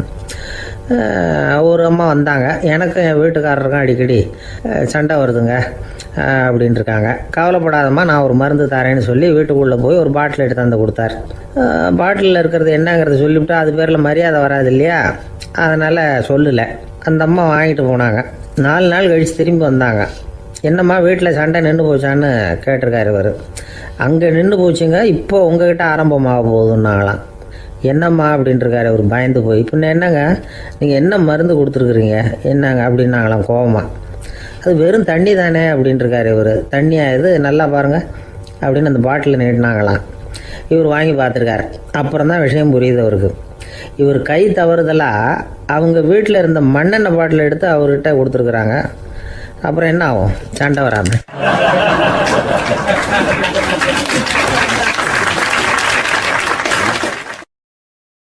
ஒரு சராசரி மனிதனுடைய இயல்பு என்ன? இன்பம் வந்தால் துள்ளி குதிப்பான், துன்பம் வந்தால் சோர்ந்து போய் ஒரு மூலையில் உட்காந்துருவான். இவன் தான் சராசரி மனிதன். ஆனால் ஒருத்தன் இன்பம் வந்தால் அதுக்காக மகிழ்ச்சி அடையிறதில்ல, துன்பம் வந்தால் அதுக்காக சோர்ந்து போகிறதில்ல அப்படின்னு வச்சுக்கோங்க. அப்படி இருந்தால் அவன் சாதாரண ஆள் கிடையாது. ஒரு ஊரில் ஒரு ஞானி இருந்தார். அவரை தேடிட்டு ஒரு பெரியவர் வந்தார். ஐயா, ஞானத்தில் சிறந்த ஞானம் எது அப்படின்னு கேட்டாராம். இதுக்கு அந்த ஞானி என்ன பதில் சொன்னார் தெரியுமா? இன்பத்தினால மகிழ்ச்சி அடையாமலும் துன்பத்தினால சோர்வு அடையாமலும் இருக்கிறது தான் அந்த ஞானம், பெரிய ஞானம் அப்படின்னாராம். சரி சுவாமி, அப்படிப்பட்ட ஞானம் உங்களுக்கு எப்படி வந்ததுன்னு கேட்டிருக்காரு இவர். அதை நான் ஒரு கழுதைகிட்ட இருந்து கற்றுக்கிட்டேன் அப்படின்னாராம் அவர். இவருக்கு ஒன்றும் புரியல, ஒரு மாதிரியாக முழிச்சிருக்கிறார். இதை அவர் புரிஞ்சுக்கிட்டார். நீங்கள் நாளைக்கு காலையில் நம்முடைய ஆசிரமத்துக்கு வாங்க, புரிய வைக்கிறேன்னாராம். சரின்னு அவர் போயிட்டார். மறுநாள் காலையில் ஆசிரமத்துக்கு வந்து சேர்ந்தார். ஞானி அவரை கூப்பிட்டு உட்கார வச்சார். வாங்க வந்து இப்படி உட்காருங்க, கொஞ்சம் நேரத்தில் இந்த வழியாக ஒரு கழுதை போகும், அதை கவனித்து பாருங்கன்னாராம். இவருக்கு இன்னமும் ஒன்றும் புரியாமல் போச்சு, ஒரே குழப்பம். இருந்தாலும் அந்த ஞானி சொன்னது மாதிரியே உட்காந்துருக்கிறார். கொஞ்சம் நேரத்தில் அந்த வழியாக ஒரு கழுதை போச்சு. அது முதுக நிறைய அழுக்கு மூட்டைகள், அதை சுமந்துக்கிட்டு போகுது. ஒரு சலவை தொழிலாளி அதை ஓட்டிகிட்டு போகிறார். கொஞ்சம் தூரத்தில் ஒரு ஆறு இருக்குது. அங்கே போய் துணியெல்லாம் சுத்தப்படுத்திக்கிட்டு சாயந்தரமாக திரும்பி இந்த வழியாகவே வருவாங்க. ஞானி சொன்னது மாதிரியே இந்த பெரியவர் அழுக்கு மூட்டையை சுமந்துக்கிட்டு போகிற அந்த கழுதையை கவனித்தார். கழுதை போயிட்டுது. அதுக்கப்புறம் ஞானியை திரும்பி பார்த்தார். இப்போ அந்த ஞானி சொன்னார், சாயந்தரம் வரைக்கும் நீங்கள் இங்கேயே இருக்கணும்னார். அதே மாதிரி இவர் இருந்தார். சாயந்தரமாக அந்த ஞானி சொன்னார், ஐயா, இப்போ கொஞ்ச நேரத்தில் அந்த கழுதை இந்த வழியாக திரும்பி வரும், அதையும் கவனித்து பாருங்கன்னார். இவரும் கவனித்து பார்க்குறார். கழுதை வந்தது. அது முதுகில் சலவை செய்யப்பட்ட துணி மூட்டை, அது பாட்டுக்கு சுமந்துக்கிட்டு போய்கிட்டு இருக்குது. பெரியவருக்கு ஒன்றும் புரியல, பொறுமை இழந்துவிட்டார். சரி சுவாமி, இந்த கழுதைக்கும் உங்கள் ஞானத்துக்கும் என்ன சம்பந்தம் அப்படின்னார். இப்போ அந்த ஞானி விளக்கினார். ஐயா, இந்த கழுதை இதே மாதிரி தினமும் காலையில் அழுக்கு மூட்டைகளை சுமந்துக்கிட்டு ஆற்றுக்கு போகுது, மாலையில் வெண்மையான சுத்தமான துணிகளை சுமந்துக்கிட்டு திரும்பி ஊருக்கு போகுது. காலையில் இது போகும் பொழுது முதுகில் அழுக்கு மூட்டைகளை சுமந்துக்கிட்டு போகிறோமேங்கிற வருத்தமும் அதுக்கு கிடையாது. சாயந்தரம் திரும்பி வரும்பொழுது சுத்தமான துணிகளை சுமந்துக்கிட்டு வர்றோமேங்கிற மகிழ்ச்சியும் அதுக்கு இல்லை. இதை பார்த்து தான் நானும் அது மாதிரி ஞானத்தை கற்றுக்கிட்டேன் அப்படின்னாராம். அதனால் யார் கற்றுக் கொடுக்குறாங்க அப்படிங்கிறத விட எதை கற்றுக்கிறோம் அப்படிங்கிறது தான் முக்கியம். ஒரு சினிமா பார்க்குறோம், ஒரு அருவி கொட்டுறது மாதிரி காட்சி வருது, தண்ணீர் வழியுது. படம் முடிஞ்சதும் பார்த்தீங்கன்னா அந்த திரை என்ன நனைஞ்சு போயா இருக்கும். ஒரு தீப்பிடிச்சு எரியிற காட்சியே சினிமாவில் பார்க்குறீங்க, காட்சி முடிஞ்சதும் அந்த வெண் திரையே கருகி போயா இருக்கும். படத்தில் வர்ற தண்ணீரும் நெருப்பும் அந்த திரையை பாதிக்கிறது இல்லை. நாம் அந்த திரை மாதிரி இருக்கிறதுக்கு கற்றுக்கணுமா. அந்த பக்குவம் வந்துவிட்டதுன்னா இன்பமும் துன்பமும் நம்ம எதுவும் செய்யாது. ஒரு சினிமாவை பார்க்குற வரைக்கும் சிரிக்கலாம், அழலாம். பார்த்துட்டு வெளியில் வரும்பொழுது அழுதுகிட்டே வரக்கூடாது. ஒருத்தர் வந்தார், அப்படி படம் முடிஞ்சு வெளியில் வரும்பொழுது அருவி மாதிரி கண்ணீர் சிந்திக்கிட்டே வரார். ஏன் சார் படம் அவ்வளவு சோகமா அப்படின்னு கேட்டார். இன்னொருத்தர், இல்லை சார் கூட்டம் ரொம்ப குறைச்சல் சார், மொத்தம் படம் பார்க்க வந்தவங்களே 15 பேர் தான் சார் அப்படின்னார் கண்ணீரை தொடச்சிக்கிட்டே. அதுக்கு நீங்கள் ஏன் சார் அழறீங்கன்னு கேட்டார் அவர். இந்த படத்தோட தயாரிப்பாளரே நான் தான் சார் அப்படின்னாரா இவர்.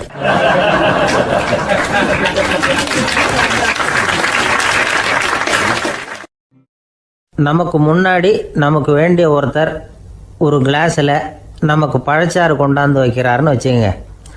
உடனே நாம் என்ன பண்ணுவோம்? எடுத்து கிடுகிடுன்னு சாப்பிட்ருவோம், அடுத்தவங்க யாரும் வர்றதுக்குள்ள. அதை விட்டுட்டு அதை கொண்டாந்து வச்சவர்கிட்டயே அதோட விலை என்ன அப்படி இப்படின்னு நான் கேட்டுக்கிட்டு இருப்போம். நாம் கேட்க மாட்டோம். ஆனால் காந்திஜி அப்படி கேட்டாராம்.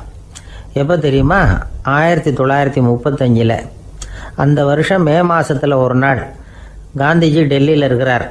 அப்போ அவருக்கு 2 டம்ளர் மாம்பழச்சாறு கொண்டாந்து கொடுக்குறாங்க.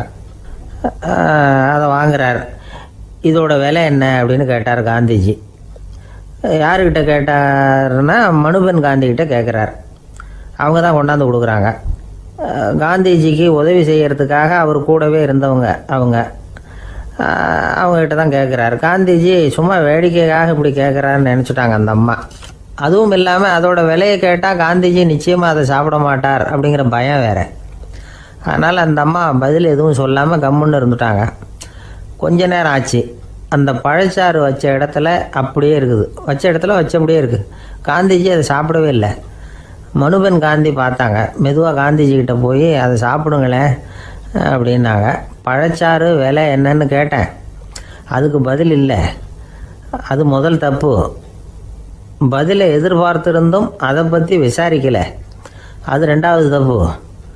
இப்படி 2 தப்புகளை பண்ணிவிட்டு என்கிட்ட வந்து இதை சாப்பிடுங்கன்னு சொன்னால் அது எப்படி அப்படின்னு கேட்டாராம் காந்திஜி. மனுபென் காந்தி என்ன சொல்கிறதுன்னு தெரியாமல் திகைச்சு போய் நின்றுக்கிட்டு இருந்தாங்க. காந்திஜி தொடர்ந்து சொன்னாராம், இப்போ என் முன்னாடி வச்சிருக்கிற இந்த பழச்சாறு விலை சுமாராக ஒரு அரை ரூபாயாவது இருக்கும். அது அந்த காலத்து மதிப்பு. இந்த பழச்சாறு இல்லாமல் கூட என்னால் இருக்க முடியும். ஆனால் அவசியமான பொருள்களை வாங்கிறதுக்கு கூட சக்தி இல்லாத மக்கள் இந்த நாட்டில் நிறைய பேர் இருக்கிறாங்க. அப்படி இருக்கிறப்போ எனக்கு என்னத்துக்கு இந்த விலை உயர்ந்த பானம்? இதை இப்போ நான் சாப்பிட்டா என் உடம்பு வேணும்னா ஆரோக்கியமாகலாம், ஆனால் என் மனசு அமைதி அடையாது. எனக்கு என்னுடைய உடல் ஆரோக்கியத்தை விட மன ஆரோக்கியம்தான் முக்கியம். அதனால் இதை நான் சாப்பிட மாட்டேன், எடுத்துகிட்டு போயிடு அப்படின்னாராம். அந்த சமயத்தில் ஒரு அகதி பொண்ணு 2 குழந்தைகளோட காந்திஜியை பார்க்குறதுக்காக வந்தது. வணக்கம் சொல்லிச்சு. காந்திஜி உடனே தனக்கு முன்னாடி இருந்த பழச்சாற்றை எடுத்து அந்த பொண்ணுக்கிட்டேயும் குழந்தைகள்கிட்டையும் கொடுத்து சாப்பிட சொன்னார். அவங்க அதை வாங்கி ரொம்ப சந்தோஷத்தோடு சாப்பிட்டாங்களாம். அதை பார்த்த காந்திஜி முகத்தில் ஒரு புன்னகை, ஒரு பரவசம், ஒரு திருப்தி. அவர் மனசு நிறைஞ்சி இருந்தது. அப்போ அவர் சொன்னாராம், ஆண்டவன் எனக்கு எப்பவும் சரியான சமயத்தில் கை கொடுப்பாருங்கிறது அதுக்கு இதுதான் அத்தாட்சி.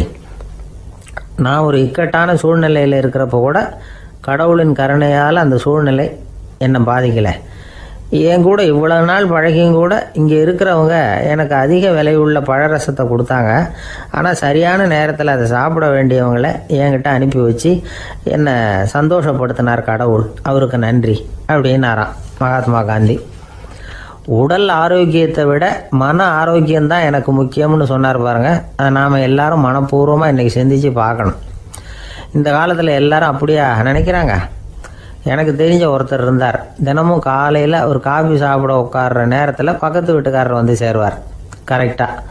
உடனே அவரும் தனக்குன்னு வந்திருக்கிற காப்பியை எடுத்து மனப்பூர்வமாக பக்கத்து வீட்டுக்காரர்கிட்ட கொடுத்துருவார்.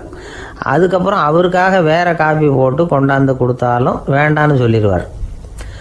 ஆண்டவனாக பார்த்து சரியான நேரத்தில் அவரை எங்கள் வீட்டுக்கு தினமும் அனுப்பி வைக்கிறார் அப்படிம்பார். ஏன் அப்படி சொல்கிறீங்க அப்படின்னு கேட்டோம் ஒரு நாள்.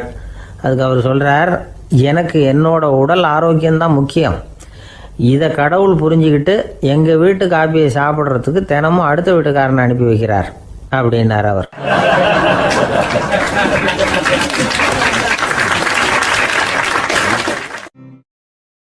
ஒரு நீதிமன்றம், அங்கே ஒரு கொலை வழக்கு சம்பந்தமாக விசாரணை நடந்துக்கிட்டு இருக்குது. அந்த வழக்கறிஞர் ரொம்ப தீவிரமாக வாதாடிக்கிட்டு இருக்கிறார். தன்னுடைய கட்சிக்காரர் நிரபராதிங்கிறது அவருக்கு நல்லா தெரியும்.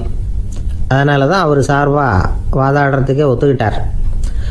அப்படி அவர் மும்முரமாக வாதாடிக்கிட்டு இருக்கிற சமயத்தில் அவசரமாக தந்தி ஒன்று வந்து சேர்ந்தது. அதை வாங்கி படித்து பார்த்தார். அதுக்கப்புறம் அதை மடித்து தன்னுடைய கோட்டு பையில் வச்சுக்கிட்டு தொடர்ந்து வாதாட ஆரம்பிச்சிட்டார். பேசி முடித்தார். அதுக்கப்புறம் அங்கே கோர்ட்டில் இருந்த சக வக்கீல்கள் அவர்கிட்ட வந்தாங்க. தந்தி ஒன்று வந்ததே, என்ன விஷயம் அப்படின்னு விசாரிச்சாங்களாம்.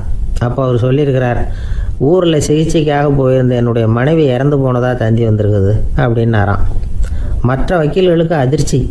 என்னங்க இது, மனைவி இறந்ததை விட கேஸு முக்கியமாக உங்களுக்கு அப்படின்னு கேட்டிருக்கிறாங்க. இறந்து போன என் மனைவி மறுபடியும் திரும்பி வர போகிறதில்ல. ஆனால் என்னுடைய கட்சிக்காரர் ஒரு கொலை வழக்கில் மாட்டிக்கிட்டார். அவரும் நிரபராதி. அவர் உசுரை நான் காப்பாற்ற வேணாமா? இதுதான் என்னுடைய கடமை அப்படின்னாராம். இப்படி இவர் சொன்னதும் எல்லாரும் அப்படியே திகைச்சு போய் நின்றுட்டாங்களாம். சரி, கடமைக்கு முக்கியத்துவம் கொடுத்த அந்த வழக்கறிஞர் யார் தெரியுமா? அவர் தான் இரும்பு மனிதர் சர்தார் வல்லபாய் பட்டேல். குஜராத் மாநிலத்தில் 1875 அக்டோபர் 31 அன்றைக்கு ஜாவேரி பாய் அப்படிங்கிறவருக்கு 4வது பிள்ளையாக அவர் பிறந்தாராம். இந்த ஜாவேரி பாய் யார் தெரியுமா?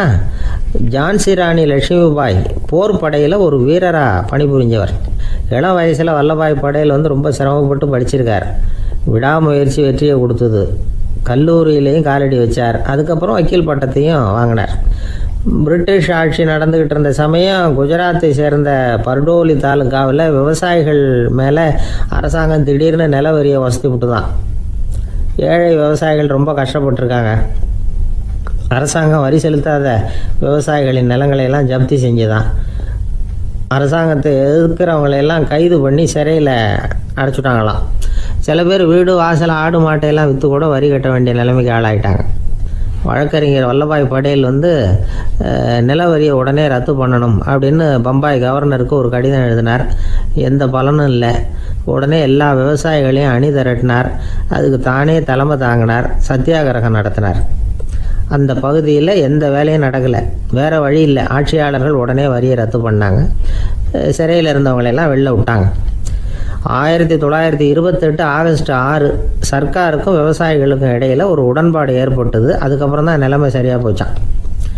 வல்லபாய் பட்டேலின் பொது சேவையை பாராட்டின பொதுமக்கள் அவருக்கு சர்தார் அப்படிங்கிற பட்டத்தை கொடுத்தாங்களாம். சர்தார்னா தலைவர் அல்லது தளபதின்னு அர்த்தம். இரும்பு மனிதர்னு இவருக்கு பேர். இருந்தாலும் நகைச்சுவை உணர்வும் இவருக்கு நிறைய உண்டு. ஒரு தடவை ஒரு பத்திரிகை நிருபர் வந்திருக்கார். சர்தார் பட்டேல்கிட்ட அவருக்கு பிடிச்ச பண்பாடு கலாச்சாரம் எது அப்படின்னு கேட்கணும்னு ஆசை. அதனால் அவரை பார்த்து கேட்டாராம், ஏங்க உங்களுக்கு பிடிச்ச கல்ச்சர் எது அப்படின்னு கேட்டிருக்கார். இதுக்கு சர்தார் பட்டேல் சொன்ன பதில் என்ன தெரியுமா? எனக்கு பிடிச்ச கல்ச்சர் அக்ரிகல்ச்சர் அப்படின்னாராம்.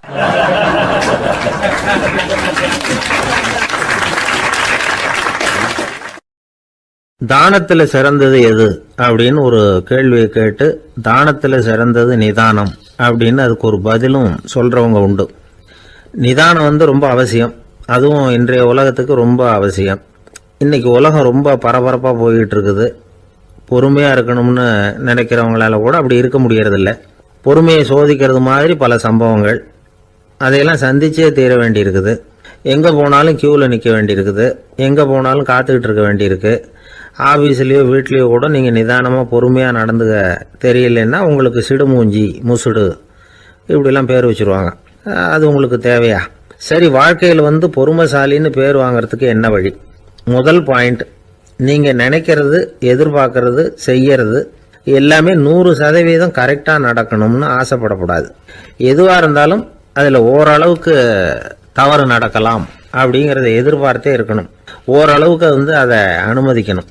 ஒரு நண்பரை 6 மணிக்கு ஒரு இடத்துக்கு வர சொல்லியிருக்கிறீங்க. 6 மணிக்கு அவர் வரல.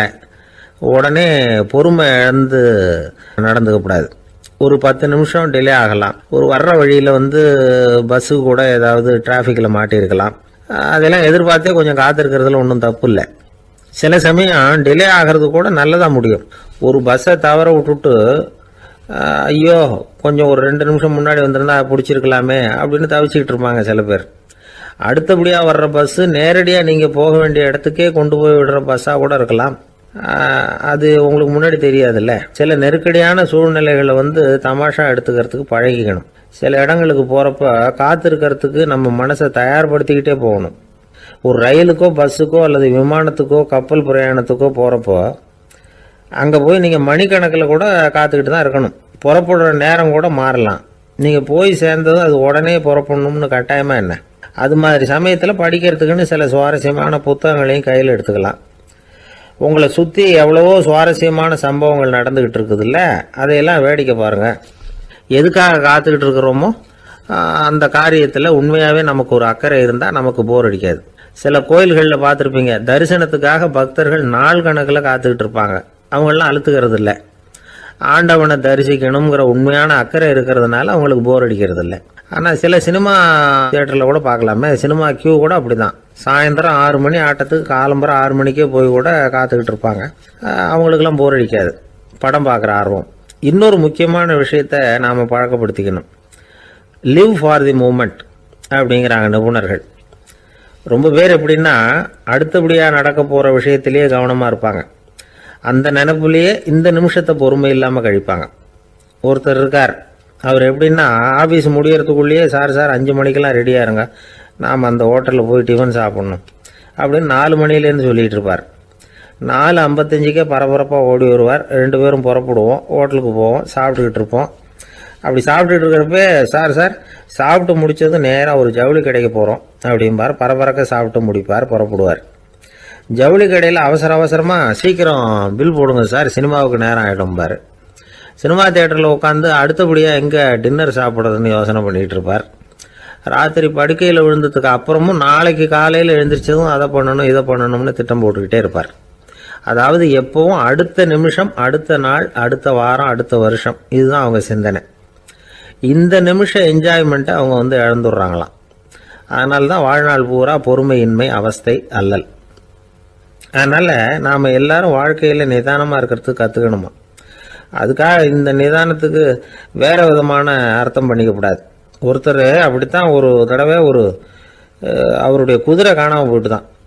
அதுக்காக அவர் கவலைப்படலை, நிம்மதியாக இருந்தார், சந்தோஷமாக இருந்தார். என்ன சார் இது, உங்கள் குதிரை திருட்டு போயிட்டுதுங்கிறீங்க, நீங்கள் கவலைப்படாமல் இருக்கிறீங்களே அப்படின்னு கேட்டாங்களாம். அதுக்கு அவர் சொல்லியிருக்கார், நல்ல வேலை சார், கட்டியிருந்த குதிரை காணாமல் போயிருக்குது. நான் அது மேலே உட்காந்துருக்கிற சமயம் அது காணாமல் போயிருந்ததுன்னா, திருட்டு போயிருந்ததுன்னா நானும் சேர்ந்தில் காணாமல் போயிருப்பேன் அப்படின்னாராம். எவ்வளவு நிதானமான ஆள் பாருங்க.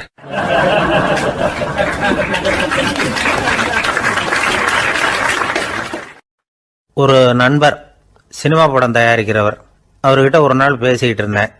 அது எப்படி சார், நீங்கள் எடுக்கிற எந்த படமும் கையை கடிக்காத அளவுக்கு எடுத்துடுறீங்களே, அது எப்படின்னு கேட்டேன். அது ஒன்றும் பெரிய விஷயம் இல்லை சார். பெண்களுக்குன்னு சில உருக்கமான காட்சிகள், இளைஞர்களுக்குன்னு சில நடனங்கள், அடிதடி காட்சிகள், அப்புறம் வயசானவங்களுக்குன்னு சில ஆன்மீக காட்சிகள், சின்ன பிள்ளைங்களுக்கு சிரிப்பு, இப்படி எல்லாமும் சேர்த்து நான் படம் எடுக்கிறேன். மசாலா படம்னு பேர். இது ரொம்ப பெருசாக இல்லைன்னாலும் ஓரளவுக்கு சுமாராக ஓடிடும், கையை கடிக்காது அப்படின்னார். இது ஒரு உத்தி. சில பத்திரிகை ஆசிரியர்களும் இந்த உத்தியை கையாளுறது உண்டு. இந்த உத்திக்கு பார்னம் உத்தி அப்படின்னு பேர். பார்னம் எஃபெக்ட் அப்படின்னு சொல்லுவாங்க. அதாவது ஃபீனியஸ் டி பார்னம் அப்படின்னு ஒருத்தர் அமெரிக்காவில் இருந்தாராம். அதாவது 19ஆம் நூற்றாண்டில் அமெரிக்காவில் கொடிகட்டி பறந்த ஒரு சர்க்கஸ் நிறுவனத்தின் அதிபர் அவர். இந்த உலகத்தில் ஒவ்வொரு நிமிஷமும் ஒரு ஏமாளி பறந்துக்கிட்டே இருக்கிறான் அப்படிங்கிறது அவருடைய சித்தாந்தம். ஒவ்வொருத்தரையும் திருப்திப்படுத்துகிற அளவுக்கு அம்சங்களை கொஞ்சம் கொஞ்சமாக கலந்து கேளிக்கை நிகழ்ச்சிகளை நடத்தினது தான் அவருடைய மகத்தான வெற்றிக்கு காரணம். அதனால் அந்த உத்தியை யார் கடைப்பிடிச்சாலும் சரி, அதுக்கு பார்னம் உத்தி அப்படின்னு பேர் வந்துட்டுது.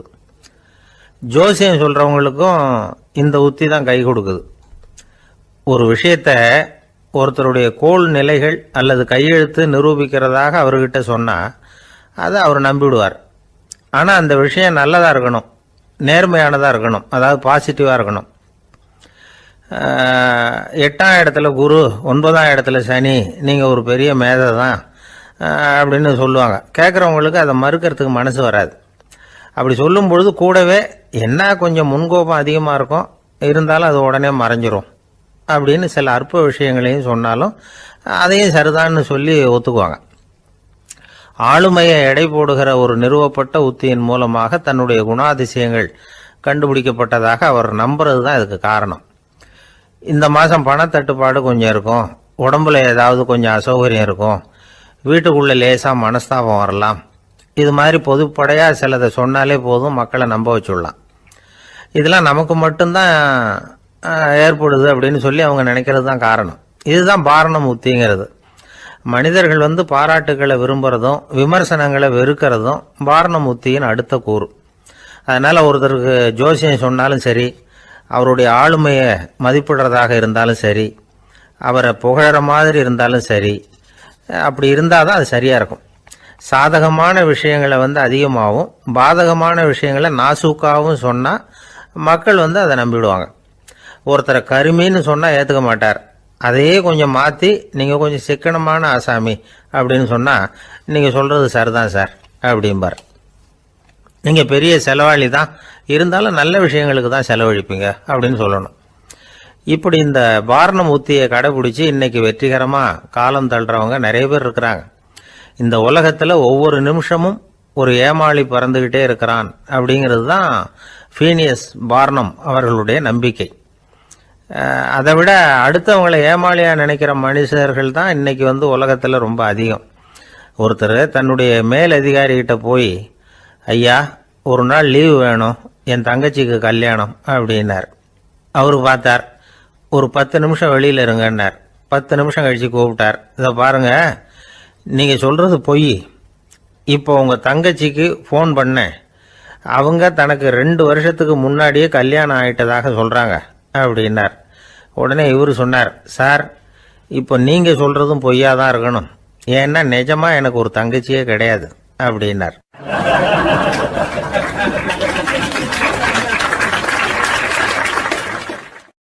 ஒரு நாள் காலை நேரம் ஒரு குரு படுக்கையை விட்டு எழுந்திருக்கிறார்.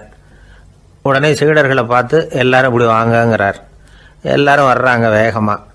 என்னங்க வேணும் உங்களுக்கு அப்படிங்கிற மாதிரி எல்லாரும் குருவை பார்த்தாங்க பயபக்தியோட. குரு அந்த சீடர்களை பார்த்து, இதை பாருங்கள், இப்போ நான் ஒரு சிக்கலான விவகாரத்தில் மாட்டிக்கிட்டு இருக்கிறேன், அதை நீங்கள் தீர்த்து வச்சா நல்லதுன்னார். சீடர்களுக்கு ஒன்றும் புரியல. என்ன இது இவர் இப்படி சொல்கிறாரு, நமக்குள்ள எல்லா விவகாரங்களையும் தீர்த்து வைக்கிறவர் நம்ம குருநாதர், அவருடைய விவகாரத்தை நாம் தீர்த்து வைக்கிறதா, ஆச்சரியமாக இருக்குதே, குருநாதருக்கே சிக்கலா அப்படின்னு யோசனை பண்ண ஆரம்பித்தாங்க. இருந்தாலும் ரொம்ப பணிவாக கேட்டாங்க, சுவாமி உங்களுக்கே சிக்கலா, இந்த உலகத்து சிக்கல்களுக்கும் சிரமங்களுக்கும் அப்பாற்பட்டவர் அல்லவா தாங்கள், அப்படிப்பட்ட உங்களுக்கு சிக்கல்னா அது எப்படி அப்படின்னாங்க. எனக்கு ஏற்பட்டிருக்கிற சிக்கல் அவ்வளவு பெருசு, ரொம்ப பெரிய விவகாரம் அது அப்படின்னார் குரு. கொஞ்சம் விவரமாக சொல்லுங்க அப்படின்னாங்க இவங்க. இப்போ அந்த குரு விவரத்தை சொன்னார். அதாவது நேற்று ராத்திரி நான் ஒரு கனவு கண்டேன், அந்த கனவுல நான் ஒரு பட்டாம்பூச்சியாக மாறிட்டேன். அப்படி மாறி ஒவ்வொரு மலராக பறந்து போய் உட்காந்து தேன் சாப்பிட்டேன் அப்படின்னார். சீடர்கள் இதை கேட்டதும் ரொம்ப திகைச்சு போயிட்டாங்க. என்ன இது ஒரு பெரிய பிரச்சனையா, ஒரு சாதாரண கனவு கண்டதுக்காகவா இந்த காலை வேளையில் நம்மளையெல்லாம் குருநாதர் இவ்வளவு அவசரமாக கூப்பிட்டுருக்கார் அப்படின்னு நினச்சாங்க. இருந்தாலும் கேட்டாங்க, இதில் என்ன சிக்கல் சுவாமி, கனவுங்கிறது எல்லாருக்கும் வரத்தானே செய்யும் அப்படின்னார் ஒரு சீடர். சீடர்களே, பிரச்சனை அது இல்லை, நான் இன்னைக்கு காலையில் கண்ணு முழிச்சு பார்த்தப்போ நான் நானாக மறுபடியும் மாறிட்டேங்கிறத தெரிஞ்சுக்கிட்டேன். இதில் சிக்கல் என்னன்னா, இப்போ அந்த பட்டாம்பூச்சி தான் நானாக ஆயிட்டதாக கனவு கண்டுகிட்டு இருக்கா அப்படிங்கிறது தான். ஒரு மனுஷன் பட்டாம்பூச்சி ஆகிறதாக கனவு காண முடியுங்கிறப்போ அந்த பட்டாம்பூச்சியும் மனுஷனாக ஆகிறதாக கனவு காண முடியும் இல்லையா? இப்போ எனக்கு யதார்த்த நிலை தெரியணும், எது நிஜம்னு தெரியணும். நேற்று ராத்திரி நான் கண்டது கனவா, அல்லது இது பட்டாம்பூச்சி கண்டுகிட்டு இருக்கிற கனவா? இதுதான் குரு கேட்ட கேள்வி. இதை கேட்டதும் சீடர்கள் ரொம்ப குழம்பி போயிட்டாங்க. சுவாமி, இது வரைக்கும் நாங்கள் தூங்குறப்ப பார்க்கறது கனவுன்னும் மூழ்கிட்டு இருக்கிறப்ப பார்க்கறது நனவுன்னு நம்பிக்கிட்டு இருக்கிறோம். இப்போ எங்களை ரொம்ப குழப்பிட்டீங்க, இதுக்கு பதில் சொல்ல எங்களுக்கு சக்தி இல்லை அப்படின்னு சொல்லிவிட்டாங்களாம். அதுக்கப்புறம் அந்த குரு சொன்னாராம், நினைவு தான் முக்கியமான அம்சம், முடிவு கட்டம்னா பகலின் நினைவுகளை விட இரவின் கனவுகளே ரொம்ப உண்மை. ஒருத்தன் வந்து தூங்க போனால் தூங்கிக்கிட்டே இருந்தால் அவன் காணும் கனவு பொய்ங்கிறத அவன் உணர மாட்டான். ஒவ்வொரு கனவும் காணும் பொழுது அது ரொம்ப உண்மையாக தான் தெரியுது. ஒரு கனவு கூட உண்மை இல்லைன்னு கனவுல தோன்றுவதே இல்லை அப்படின்னார் குரு. அகில வாழ்வு அத்தனையும் சொற்பனம் கண்டாய் அப்படிங்கிறார் தாயுமானவர். ஆகையினால நம்ம கனவுலேருந்து நாம் என்னைக்கு முழிச்சிக்க போகிறோம் அப்படிங்கிறது தான் ஒரு முக்கியமான கேள்வி. ஒருத்தர் வந்தார், காலில் கட்டோடு வந்தார். என்னங்க காலில் கட்டுன்னு? சார், நேற்று ராத்திரி தூக்கத்தில் எங்கள் வீட்டு கூரையில் ஏணியை சாத்தி வச்சு இறங்கினப்போ வழுக்கி விழுந்து காலை உடச்சிக்கிட்டேன்னார். உங்கள் வீட்டில் தான் ஏணியே கிடையாது சார் அப்படின்னு. உண்மைதான் சார், நான் கீழே விழுந்து முழிச்சுக்கிட்டதுக்கு அப்புறம் தானே ஏணி இல்லைங்கிறது எனக்கு ஞாபகம் வந்தது அப்படின்னார்.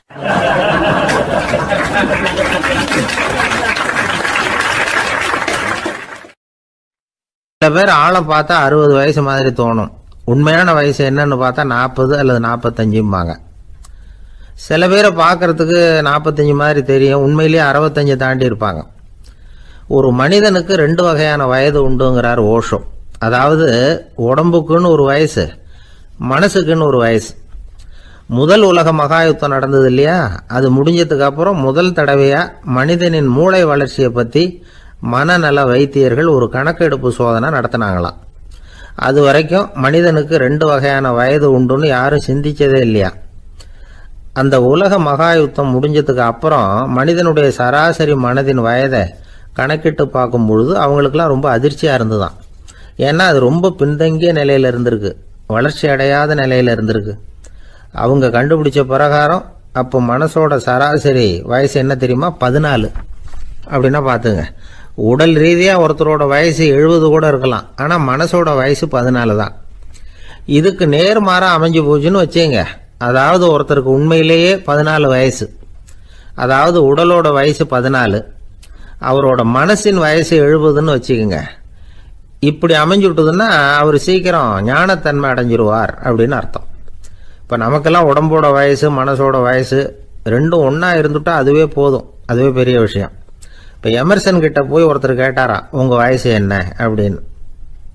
அவர் உடனே பதில் சொல்லியிருக்கார் 360 வருஷம் அப்படின்னாராம். கேட்டவர் குழம்பி போயிட்டார். அவர் என்ன சொல்கிறாரு, 360 வயசா? என்ன நம்ம காதில் தான் சரியாக விழலையா? எமர்சன் எப்பவும் உண்மையை பேசுகிற ஒரு சிறந்த அறிவாளி, அவர் இப்படிலாம் பொய் சொல்ல மாட்டாரே அப்படின்னு ஒரு யோசனை பண்ணிக்கிட்டே இவர் மறுபடியும் அவர் கிட்ட போனாராம். ஐயா, நீங்கள் சொன்னது சரியாக என் காதில் விழலை, அதனால் மறுபடியும் கேட்குறேன் உங்கள் வயசு என்ன அப்படின்னாராம். எமர்சன் மறுபடியும் சொல்லியிருக்கிறார் 360 வருஷம்னு. வந்தவருக்கு உண்மையிலேயே அதிர்ச்சியாக போட்டுது. அதுக்கப்புறம் மெதுவாக ஆரம்பித்தாராம். ஐயா, நீங்கள் சொல்கிறத என்னால் ஏற்றுக்க முடியாது. எப்படி பார்த்தாலும் இப்போ உங்களுக்கு வயசு ஒரு 60க்கு மேலே இருக்காதுன்னு நினைக்கிறேன் அப்படின்னாராம். நீங்கள் சொல்கிறது சரிதான், அது என் உடம்போட வயசுன்னாராம் எமர்சன். அப்படின்னா ஏற்கனவே நீங்கள் சொன்னது அப்படின்னு கேட்டிருக்காரு, அது என் மனசோட வயசு அப்படின்னாராம். நம்மளை பொறுத்த வரைக்கும் அறிவு தூசு படிஞ்சிருக்கு, அது மாதிரியே அன்பும் மாசுபட்டிருக்கு. இது ரெண்டையும் சுத்தம் பண்ண வேண்டியிருக்குது. அப்போ தான் நாம் சரியான வயசில் வாழ முடியும். ஒரு ஆசாமி இருக்கிறார், அவருக்கு உடம்போட வயசு அதிகம், மனசோட வயசு ரொம்ப குறைச்சல், குழந்தை மாதிரி. அவர் ஒரு ஆஸ்பத்திரியில் படுத்திருக்கிறார். நர்சம்மா எல்லாருக்கும் மருந்து கொடுத்துட்டு போகிறாங்க. கொஞ்ச நேரம் கழித்து திரும்பி வந்தாங்க. அப்போ இவர் அந்த அம்மாவை கூப்பிட்டு சொல்கிறார், இதை பாருங்கள் சிஸ்டர், நீங்கள் எல்லாருக்கும் சின்ன சின்ன மாத்திரையாக கொடுத்துட்டு எனக்கு மட்டும் நீளமான மாத்திரையாக கொடுத்துட்டீங்க. முழுங்கிறதுக்கு ரொம்ப கஷ்டமாக போச்சு. இனிமேல் எனக்கும் சின்ன மாத்திரையாக கொடுங்க சிஸ்டர் அப்படின்னாராம். அந்த அம்மா உடனே அதிர்ச்சியாகி தலையில் அடிச்சுக்கிட்டாங்களாம். நான் கஷ்டப்பட்டு மாத்திரையை முழுங்கினத்துக்கு நீங்கள் ஏமா தலையில் தட்டிக்கிறீங்க அப்படின்னு கேட்டிருக்காரு இவர். இதுக்கு அவங்க சொல்லியிருக்கிறாங்க, நான் உங்களுக்கு கொடுத்துட்டு போனது மாத்திரை இல்லைங்க, அது தெர்மாமீட்டர் அப்படின்னாங்களாம்.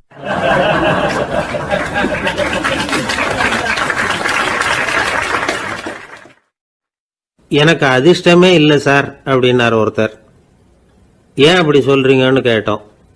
வியாபாரம் பண்ணலாம்னு ஒரு கடை வச்சேன், வேண்டிய போட்டவங்க கூட என் கடையில் எதுவும் வாங்க மாட்டேங்கிறான், எல்லாரும் அடுத்த கடைக்கு தான் போகிறான் அப்படின்னு சொல்லி ரொம்ப அழுத்துக்கிட்டார். இதுக்கு போய் அதிர்ஷ்டம் இல்லைன்னு சொல்லாதீங்க, வாடிக்கையாளர்களை கவர்றது எப்படிங்கிறது உங்களுக்கு தெரியல, அதுதான் குறை அப்படின்னும். சார் உங்களுக்கு தெரிஞ்ச அந்த ரகசியத்தை எனக்கும் கொஞ்சம் சொல்லி கொடுங்களேன் அப்படின்னார். சரி உங்கள் காதை இப்படி கொடுங்க அப்படின்னு சொல்லி அது சம்பந்தமாக பெரிய வல்லுநர்கள் சொல்லியிருக்கிற கருத்துக்களை அவர்கிட்ட சொல்ல ஆரம்பித்தோம். அதாவது இந்த வாடிக்கையாளர்களை கவர்றதுக்கு வல்லுநர்கள் பல ஆலோசனைகளை ஏற்கனவே சொல்லி வச்சிருக்கிறாங்க. அது சம்பந்தமாக அனுபவப்பட்டவங்க, அதை தெரிஞ்சு வச்சுக்கணும். அதாவது கடை வச்சிருக்கிறவங்க எல்லாரும் இதை கொஞ்சம் காதில் வாங்கி வச்சுக்கணும். எதை இப்போ சொல்ல போகிறத எப்பவும் பணத்தை சம்பாதிக்கிறதுலேயே குறியாக இருக்கக்கூடாதான். அதை விட முக்கியமாக நீங்கள் சம்பாதிக்க வேண்டியது வாடிக்கையாளர்களுடைய மன நிறைவு. வர்றவங்க திருப்தியோடு போகணும், அது முக்கியம். அதில் கவனமாக இருக்கணும். கடைக்கு வர்ற ஒருத்தர் ஏதாவது ஒரு குறை சொல்கிறாருன்னு வச்சுங்க, அதை அலட்சியப்படுத்தக்கூடாது. ரொம்ப அக்கறையோடு அதை காது கொடுத்து கேட்கணும். அப்படியா சார், அதை நான் அவசியம் கவனிக்கிறேன் அப்படின்னு சொல்லணும். ஒருத்தர் வரார், சார் நேற்றுக்கு உங்கள் கடையில் இதை நான் வாங்கிட்டு போனேன், வீட்டில் இது வேணான்னு சொல்லிவிட்டாங்க, அது திருப்பி கொடுக்கறதுக்காக தான் வந்திருக்கிறேன் அப்படின்னு சொல்லி திருப்பி கொடுக்குறார். உடனே நீங்கள் முகம் சுளிக்கக்கூடாது, எரிச்சல் படக்கூடாது. வழக்கம் போல் நிதானமாக முகம் அலர்ச்சியோடு அதை திருப்பி வாங்கிக்கணும். இவ்வளவு ரூபாய்க்கு சாமான் வாங்கினா இந்த ஸ்பூன் அன்பளிப்பு, இப்படி ஏதாவது கொடுக்கலாம். பண்டிகை காலங்கள்லேயும் பொருள்கள் வாங்குறவங்களுக்கு இப்படி ஏதாவது பொருத்தமாக ஒரு அன்பளிப்பு கொடுக்கலாம். நீங்கள் கொடுக்கறது ஒரு சர்வசாதாரணமான பொருளாக இருந்தால் கூட அது வாங்குற ஒரு மனசில் ஒரு மகிழ்ச்சியை ஏற்படுத்தும். எதுவும் உங்களால் கொடுக்க முடியலன்னா உங்கள் முகம் நிறைஞ்ச சிரிப்பியாவது கொடுங்க, அது போதும். உங்கள் கடையில் இல்லாத ஒரு பொருளை வாடிக்கையாளர் கேட்குறார், உடனே இல்லைன்னு முகத்தில் அடித்தது மாதிரி சொல்லிடக்கூடாது. கொஞ்சம் உட்காருங்க சார் அப்படின்னு சொல்லி உங்கள் பணியாளர் யாரையாவது அனுப்பி வெளியிலேருந்து வாங்கிட்டு வர சொல்லி அவர்கிட்ட கொடுக்கலாம். சில பேர் உங்கள் கடைக்கு வரும்பொழுது அவங்க வீட்டு குழந்தைகளையும் கூப்பிட்டுக்கிட்டு வர்றாங்கன்னு வைங்க. நீங்கள் என்ன செய்யணும்னா அந்த குழந்தைகளை முதல்ல கவனிக்கணும். அது கண்ணத்தை கிள்ளணும், அதுக்கிட்ட விளையாடணும், அதுக்கு ஏதாவது மிட்டாய் பிஸ்கட் எதையாவது கொடுத்து அது கவனத்தை கவரணும். அதுக்கப்புறம் பெரியவங்களை கவனிக்கலாம். உங்கள் கடையில் வேலை செய்கிற பணியாளர்கள் சுத்தமாக இருக்கணும், சிரிச்ச முகம், சுறுசுறுப்பு, இது ரெண்டும் அவங்களுக்கு தேவை. அழுது வடிஞ்சிக்கிட்டு இருக்கக்கூடாது. அப்புறம் இன்னொரு விஷயம், அதிகமாக பொருள் வாங்குற ஒருத்தர்கிட்ட அதிக மரியாதையாகவும் குறைச்சலாக பொருள் வாங்குறவர்கிட்ட வேற விதமாகவும் நடந்துக்கக்கூடாது. எல்லாருக்கிட்டையும் சமமாக நடந்துக்கணும். 5 ரூபாய்க்கு வாங்கினாலும் சரி, 500 ரூபாய்க்கு வாங்கினாலும் சரி, அவங்கக்கிட்ட நீங்கள் காட்டுற மரியாதையில் வித்தியாசம் இருக்கக்கூடாது. எல்லாத்துக்கும் மேலே உங்கள் கடையில் ஒரு பொருள் வாங்கினா அது உண்மையானதாக இருக்கும், தரமுள்ளதாக இருக்கும் அப்படிங்கிற நினைப்பு ஜனங்களுக்கு வரணும். அதனால் தரமான பொருளையே நீங்கள் உங்கள் கடையில் வச்சுருக்கணும். இது வரைக்கும் நான் சொன்னதையெல்லாம் கவனத்தில் வச்சுக்கிட்டு நீங்கள் கடையை ஆரம்பிச்சிங்கன்னா வியாபாரம் பிச்சுக்கிட்டு போகும். அப்படி போகலன்னா அதுக்கப்புறம் கேளுங்க. ஏன்னா இந்த யோசனைகள்லாம் அனுபவப்பட்டவங்க சொல்லியிருக்கிற யோசனைகள். இந்த யோசனைகளில் நீங்கள் எச்சரிக்கையாக இருக்க வேண்டிய ஒரு விஷயம் உண்டு. அது என்னங்கிறதையும் தெரிஞ்சு வச்சுக்கிறது நல்லது. என்னுடைய நண்பர் ஒருத்தர் வந்தார். சார் உங்கள் யோசனையை கேட்டதுனால நான் ஒரு அறை வாங்கினது தான் மிச்சம்னார். என்ன ஆச்சுன்னு கேட்டேன். எங்கள் கடைக்கு ஒரு பெரிய அம்மா குழந்தைய தூக்கிட்டு வந்தாங்க சார். உங்கள் யோசனைப்படி அந்த குழந்தையோட கண்ணத்தை கிள்ளணும்னு முயற்சி பண்ணினேன். திடீர்னு அந்த நேரம் பார்த்து அந்த குழந்தை தலையை குனிஞ்சிக்கிட்டுது. என் கை குழந்தையோட கண்ணத்துக்கு பதிலாக அதை தூக்கிட்டு வந்தவங்க கண்ணத்தை கிள்ளிவிட்டுது. அதுதான் அப்படி ஆயிட்டுது அப்படின்னார், கண்ணத்தை தடவிக்கிட்டே.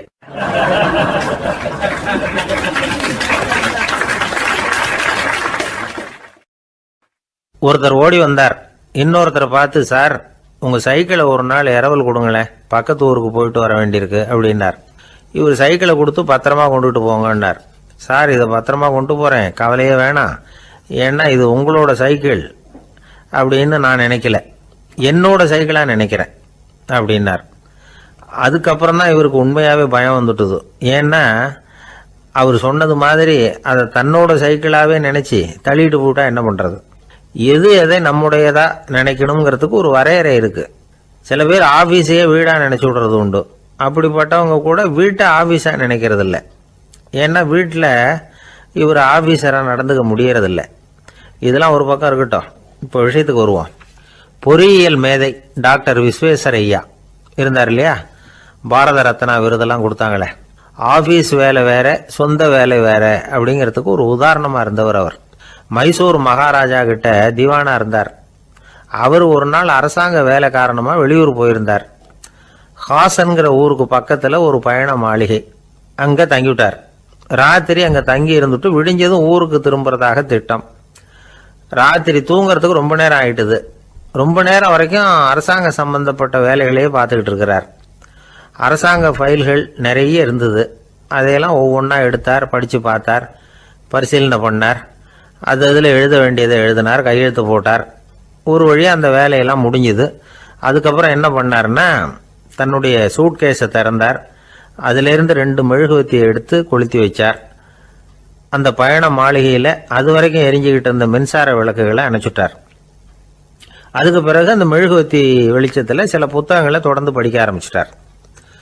அந்த பயண மாளிகையில் பணியாளராக இருந்தவர் இதை பார்த்துட்டு ஓடி வந்தார். மறுபடியும் மின் விளக்க போடுறதுக்காக போனார். விஸ்வேஸ்வரையா அதை பார்த்துட்டு போட வேணாம்ட்டாராம். இது வரைக்கும் நான் அரசாங்க அலுவல்களை கவனிச்சுக்கிட்டு இருந்தேன், அதனால் மின் விளக்குகள் அப்போ எரிஞ்சதில் தப்பு இல்லை. இப்போ நான் புத்தகம் படிச்சுக்கிட்டு இருக்கேன், இது என்னுடைய சொந்த வேலை. இங்கே இருக்கிற மின் விளக்கு அதுக்காக ஏன் எரியணும் அப்படின்னு கேட்டாராம். இப்போ இருக்கிற சில அரசு பணியாளர்கள்கிட்ட இந்த சம்பவத்தை பேச்சோட பேச்சா சொல்லி பார்த்தேன். அவங்களால இதை ஜீரணிக்கவே முடியல. நேர்மை தேவைதான் சார், அதுக்காக அவ்வளவு தூரத்துக்கு அது தேவையா அப்படிங்கிறாங்க. விஸ்வேஸ்வரையா அப்படி பண்ணினது தான் ஒரு நேர்மையாளர் அப்படின்னு இந்த உலகத்துக்கு நிரூபிக்கணுங்கிறதுக்காக இல்லை. தான் அப்படி நடந்து காட்டினா தன்னை சுற்றி இருக்கிறவங்களும் அதை கேள்விப்படுறவங்களும் முடிஞ்ச அளவுக்கு பொது வாழ்க்கையில் அரசு பணியில் நேர்மையை கடைபிடிக்க முயற்சி பண்ணலாமே அப்படிங்கிறதுக்காகத்தான். இப்போவும் சில பேர் இருக்கிறாங்க, இவங்க ஆஃபீஸ் வேற வீடு வேறன்னு நினைக்கிறது இல்லை, அவ்வளோ உரிமை. ஒருத்தர் அப்படிதான், அவருக்கு அவசரமாக 5000 ரூபா தேவைப்பட்டது. ஆஃபீஸு பணத்தை எடுத்துக்கிட்டார். அந்த நேரம் பார்த்து ஆடிட் வந்துட்டுது, ஆப்பிட்டுக்கிட்டார். விசாரணை நடக்குது. அவர் சொல்கிறார், சார் நான் நேரம் காலம் பார்க்காம ஆஃபீஸில் வேலை செய்வேன், ஏன்னா அதை என்னோட ஆஃபீஸாக நினைக்கிறேன். அவசரத்துக்கு அந்த பணத்தை எடுத்தேன், மறுபடியும் வச்சுடலாம்னு தான் இருந்தேன், அதுக்குள்ளே இப்படி ஆயிட்டுது. நீங்கள் என்ன நினச்சாலும் சரி, நான் ஆஃபீஸ் வேற வீடு வேற அப்படின்னு நினைக்கிறது இல்லை, அது என்னோட சுபாவம் அப்படின்னார். விசாரணை பண்ணவர் தீர்ப்பு வழங்கினார். உங்கள் சுபாவத்துக்கு மதிப்பு கொடுத்து நானும் தீர்ப்பு வழங்குறேன். நீங்கள் கொஞ்ச நாள் ஜெயிலில் இருந்துட்டு வாங்க, அது உங்களுக்கு கஷ்டமாக இருக்காதுன்னு நினைக்கிறேன். ஏன்னா அங்கே போனாலும் நீங்கள் உங்கள் சுபாவப்படி வீடு வேற ஜெயில் வேறன்னு நினைக்க மாட்டீங்க அப்படின்னாராம்.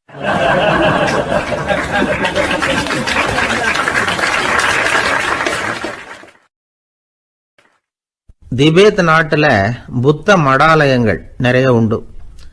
அதுக்கு ஒரு தலைமையகமும் உண்டு. அது இந்த திபேத் தலைநகரம் லாசாவில் இருக்குது. ரொம்ப காலத்துக்கு அப்பால்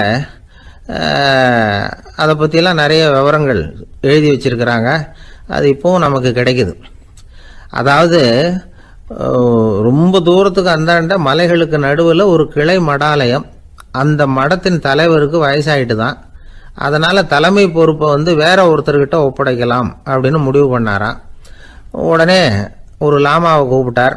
அவர் மூலமாக தலைமை மடாலயத்துக்கு செய்தி அனுப்புனார், பொருத்தமான வாரிசு ஒருத்தரை அனுப்பி வைக்கும்படியாக. அந்த வாலிப லாமா புறப்பட்டார். காடு மேடெல்லாம் நடந்து போகிறார். ரொம்ப நாள் கழித்து தலைமை பீடத்தை அடைஞ்சார். தலைமை குரு கிட்ட விவரத்தை சொன்னார். தகுதியான ஒருத்தரை அனுப்பி வச்சா அழைச்சிட்டு போகிறேன் அப்படின்னார். சரி, நாளைக்கு காலையில் நீங்கள் அவங்க எல்லாரையும் அழைச்சிட்டு போகலாம்னார் அவர். அவங்க எல்லாரையுமா? அங்கே தேவைப்படுறது ஒருத்தர் தானே அப்படின்னார் இவர். ஆமான்னார். அப்புறம் ஏன் எல்லாரையும் அழைச்சிட்டு போக சொல்கிறீங்கன்னார். அது இப்போ உனக்கு புரியாது. நான் ஒரு 100 பிக்குகளை அனுப்புகிறேன், அதாவது பிட்சுகளை. அவ்வளவு பேரையும் அங்கே வச்சு சமாளிக்க முடியாது அப்படின்னாரு இவர். இருந்தாலும் இப்போ அந்த தலைமை குரு என்ன சொன்னார்னா, அதை பற்றி கவலைப்படாத, நான் 100 பேரை அனுப்புகிறேன், அதில் 99 பேர் வழியிலேயே காணாமல் போடுவாங்க, ஒருத்தன் மட்டும்தான் வருவான், அவனும் அங்கே சேர்ந்துட்டான்னா நீ ரொம்ப கொடுத்து வச்சவன் அப்படின்னார். இவருக்கு ஒன்றும் புரியல. இருந்தாலும் மறுநாள் அந்த வாலிப லாமா 100 பேரை அழைச்சிக்கிட்டு புறப்பட்டார். போகிற வழியிலேயே பல பேர் அங்கங்கே பிச்சுக்கிட்டு போயிட்டாங்க.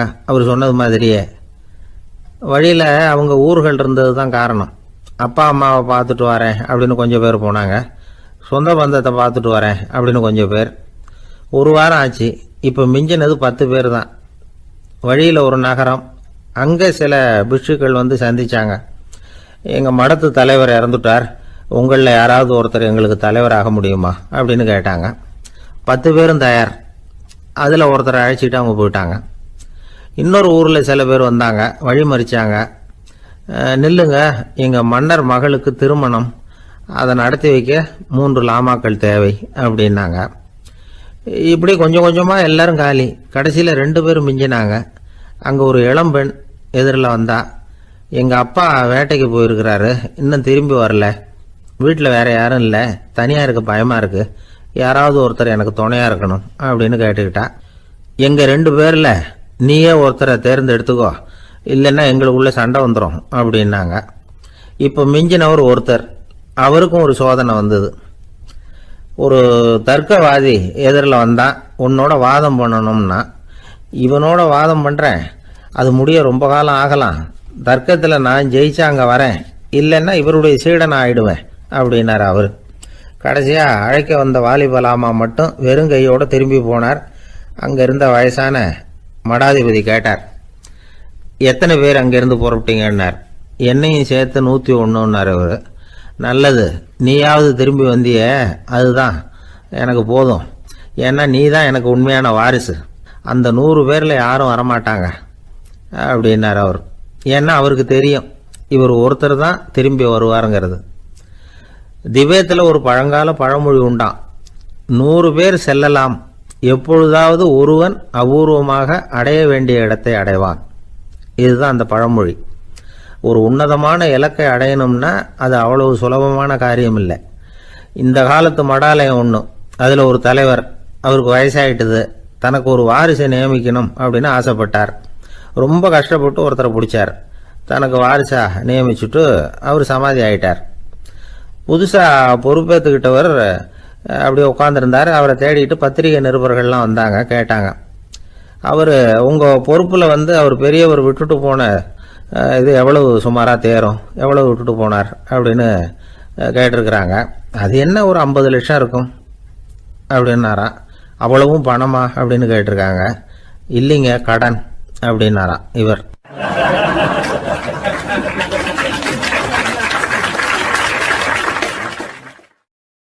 ஒரு நண்பர் யாருக்கோ ஃபோன் பண்ணிட்டு இருந்தார். அவர் பேசி முடிச்சதும் நான் அவரை பார்த்து, இப்போ ஃபோன் பண்ணீங்களே, அந்த ஃபோன் நம்பர் என்ன அப்படின்னு கேட்டேன். அவர் தலையை சொரிஞ்சுக்கிட்டார், ஞாபகம் வரலன்னார். சரி சார், அதை விடுங்க, உங்கள் மனைவி பேர் என்ன அப்படின்னு கேட்டேன். மாலதின்னார். என்ன சார் இது வேடிக்கை, கொஞ்ச நேரத்துக்கு முன்னாடி பேசின ஃபோன் நம்பர் மறந்து போச்சு, எப்போவோ கல்யாணம் பண்ணிக்கிட்ட மனைவி பேர் மறக்கலை, அதை கரெக்டாக சொல்லிவிட்டீங்களே அப்படின்னு கேட்டேன். அவர் என்ன ஒரு மாதிரியாக பார்த்தார். அவர் அப்படி என்னை பார்த்ததில் ஒன்றும் தப்பு இல்லை, ஏன்னா நாம் எல்லாருமே அப்படித்தானே, ஒரு குறிப்பிட்ட காரியத்துக்காக தொலைபேசியில் ஒருத்தட்ட பேசுகிறோம், அதுக்கப்புறம் அந்த எண் நமக்கு அனாவசியம், அதனால் மறந்துடுறோம். இதுக்கு பேர் தான் தற்காலிக ஞாபகம். ஆனால் மனைவி பேரை மறந்துட முடியுமா? முடியாது. அது அவசியமான ஒன்று. அடிக்கடி அந்த பேரை உபயோகப்படுத்துகிறோம், அதனாலேயும் அது முக்கியங்கிறதுனாலேயும் அதை மறக்கிறது இல்லை. இதுக்கு பேர் நிரந்தர ஞாபகம். சரி, இந்த தற்காலிக ஞாபகம், நிரந்தர ஞாபகம், இது 2 ஞாபக அளவுகளையும் கட்டுப்படுத்துறது எது அப்படின்னா மூளைக்குள்ள நடக்கிற மின்சார நடவடிக்கைகள் தான். தற்காலிக ஞாபகம் ஒரு மின்னல் மாதிரி தோன்றி மறையுது.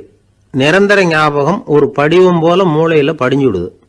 ஒரு சம்பவத்தின் பல பிரதிகள் மூளையில பல்வேறு பகுதிகளிலேயும் படியறதுனால ஒன்று மறைஞ்சாலும் மறந்தாலும் இன்னொன்று மறையறதில்லை. இப்படிப்பட்ட நிலைமையில தான் இந்த தொண்டையில இருக்கு, வாயில வரமாட்டேங்குது சார் அப்படிமா. ஒருத்தருக்கு எந்த துறையில ஆர்வமும் ஈடுபாடும் அதிகமோ அது சம்பந்தமான ஞாபக சக்தி அதிகமா இருக்கும். தொழிலை விரும்புகிற ஒரு டெலிபோன் ஆபரேட்டருக்கு எண்கள்லாம் நல்ல ஞாபகம் இருக்கும். அது மாதிரி கவிஞர்களுக்கு வார்த்தைகள் நல்ல ஞாபகத்தில் இருக்கும். இது ஒரு பக்கம் இருந்தாலும் ஒரு மூளை எண்களை விட எழுத்துக்களை விட படங்களை ரொம்ப சுலபமா ஞாபகத்தில் வச்சுக்குது. புரிஞ்சுக்கிற தன்மை, அனுபவம், புத்தி கூர்மை இது கூடி குறையிறத பொறுத்து ஞாபக சக்தியும் ஏறும் இறங்கும். இப்போ உதாரணத்துக்கு ஒரு பையனுக்கு படித்தது எதுவும் ஞாபகத்தில் இல்லைன்னா அவன் அதை சரியாக புரிஞ்சுக்கலன்னு அர்த்தம். இந்த மறதிங்கிறது எந்த சமயத்தில் ஒரு பிரச்சனை ஆகுது தெரியுமா? உங்களுக்கு வேண்டியப்பட்ட ஒருத்தரை ஞாயிற்றுக்கிழமை சாயந்தரம் சரியாக 5 மணிக்கு கடற்கரைக்கு வர சொல்லிவிட்டு அந்த நேரத்தை மறந்துட்டா அது பரவாயில்ல, வர சொன்னதையே மறந்துட்டாதான் நிலைமை மோசம்னு அர்த்தம். இப்படி இருந்தால் இது சிகிச்சை எடுத்துக்க வேண்டிய நிலைமைங்கிறத புரிஞ்சுக்கணும். ஆமாம், இதுக்கும் மருந்து இருக்கு. ஆனால் மூளை குறிப்பிட்ட அளவுக்கும் கீழே இயங்குறப்போவோ இன்னொன்று சொல்லுவாங்க, இந்த நியூரோ டிரான்ஸ்மிட்டர் அப்படின்னு சொல்லுவாங்க. அப்படிங்கிற மூளை ரசாயனம் ரொம்பவும் குறைஞ்சி போகிறப்போ மட்டும்தான் உபயோகப்படும். டாக்டர் என்ன சொல்றாங்க தெரியுமா? மூளையை பொறுத்த வரைக்கும் அதுல ஞாபக சக்தி அதிகமா உள்ள மூளை, மறதி உள்ள மூளை அப்படின்னு ஒன்றும் கிடையாது அப்படிங்கிறாங்க. நினைவு வச்சுக்கிறதுக்கு பயிற்சி அளிக்கப்பட்ட மூளை, பயிற்சியற்ற மூளை அப்படின்னு வேணும்னா சொல்லலாம் அப்படின்னு சொல்றாங்க. அதனால நம்ம ஞாபக சக்திங்கிறது நம்ம கிட்ட இருக்கிற பயிற்சி, முயற்சி இதை பொறுத்து தான் அமையும். ஒருத்தர் ஒரு பென்சிலை எங்கேயோ வச்சுக்கிட்டு தேடிக்கிட்டு இருந்தார். அப்புறம் என்னமோ தீவிரமா யோசனை பண்ணி அதை ஞாபகப்படுத்தி பார்த்துக்கிட்டு இருந்தாராம். எதிரில் உட்கார்ந்துருந்தவர் சொன்னார், பென்சிலை தானே தேடிட்டு இருக்கீங்க, அது உங்க வலது காதில் இருக்குது சார் அப்படின்னாராம் அவரு. இதுக்கு அவரு சொல்லியிருக்காரு, பென்சிலை வலது காதில் தான் வச்சிருக்கேங்கிறது எனக்கு நல்லா ஞாபகம் இருக்கு, ஆனா எது வலது காதுங்கிறது தான் மறந்து போச்சு அப்படின்னாராம். அவர் அதை தான் யோசிச்சுட்டு இருந்திருக்கிறார்.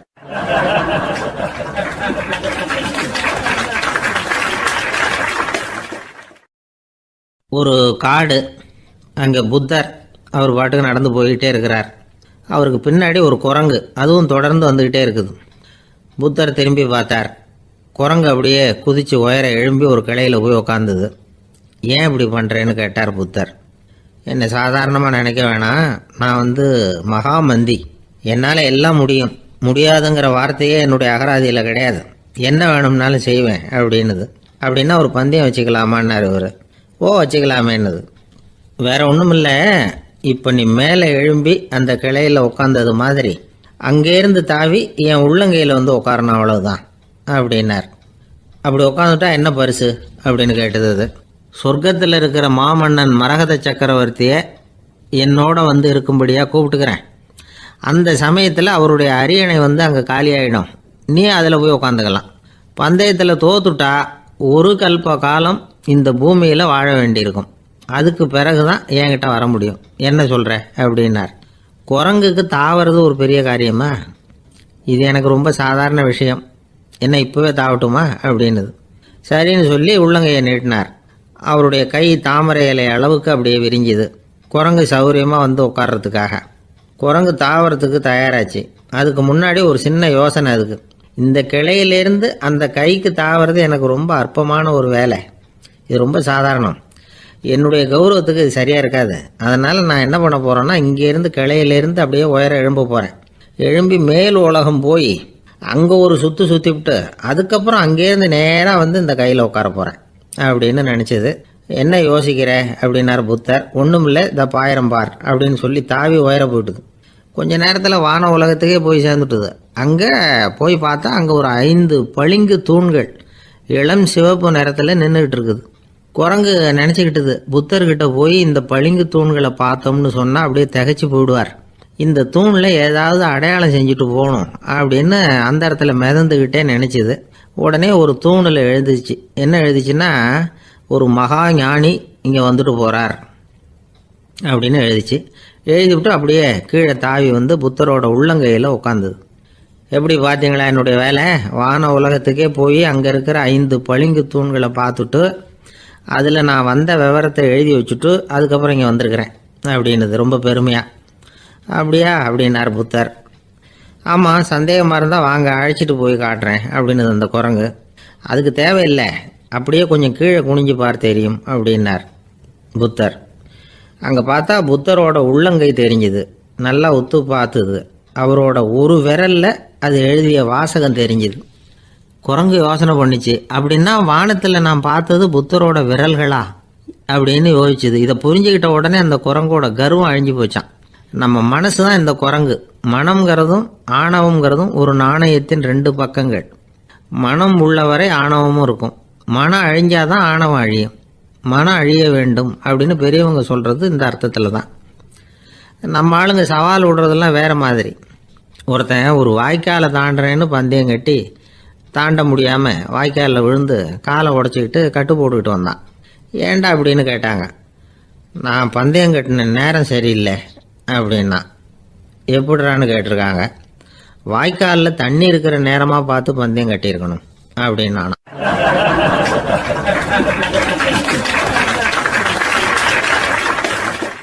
ஒருத்தர் ரொம்ப கவலையோடு உட்காந்துருந்தார். எதை பற்றி சார் கவலைப்படுறீங்கன்னு கேட்டோம். எதிர்காலத்தை பற்றி கவலைப்படுறேன்னார். ஏன்னு கேட்டோம். என்ன பண்ணுறதுன்னே தெரியல சார், எதிர்காலம் ஒரே இருட்டாக இருக்குது, பாதையே புரியலன்னார். இன்னைக்கு நம்ம இளைஞர்கள் பல பேருக்கு எதிர்காலம் இருட்டாக தான் தெரியுது. அவங்கெல்லாம் இந்த கதையை கொஞ்சம் கேட்கணும். ஒரு மலை அடிவாரத்தில் ஒரு சின்ன கிராமம். அந்த மலை ரொம்ப உயரமானது. அடர்த்தியாக செடி கொடிகள் மரங்கள் அதில் மண்டி கிடக்குது. பகல் வேளையில் இருட்டாக தான் இருக்கும், அவ்வளவு அடர்த்தி. அந்த மலை உச்சியில் ஒரு கோவில். நாள் ராத்திரியே புறப்பட்டாதான் காலையில் அந்த கோவிலுக்கு போய் சேர முடியும். கிராமத்து இளைஞன் ஒருத்தன் அந்த மலை உச்சிக்கு போக வேண்டியிருந்தது. கையில் ஒரு விளக்கை எடுத்துக்கிட்டு நாள் ராத்திரியே புறப்பட்டான். புறப்பட்டு போனவன் கிராமத்து எல்லையிலேயே நின்றுட்டான். ஏன் தெரியுமா? அவன் கையில் இருந்த விளக்கோட வெளிச்சம் 10 அடி தூரத்துக்கு தான் தெரியுது. அது வரைக்கும் தான் பாதை தெளிவாக இருக்குது.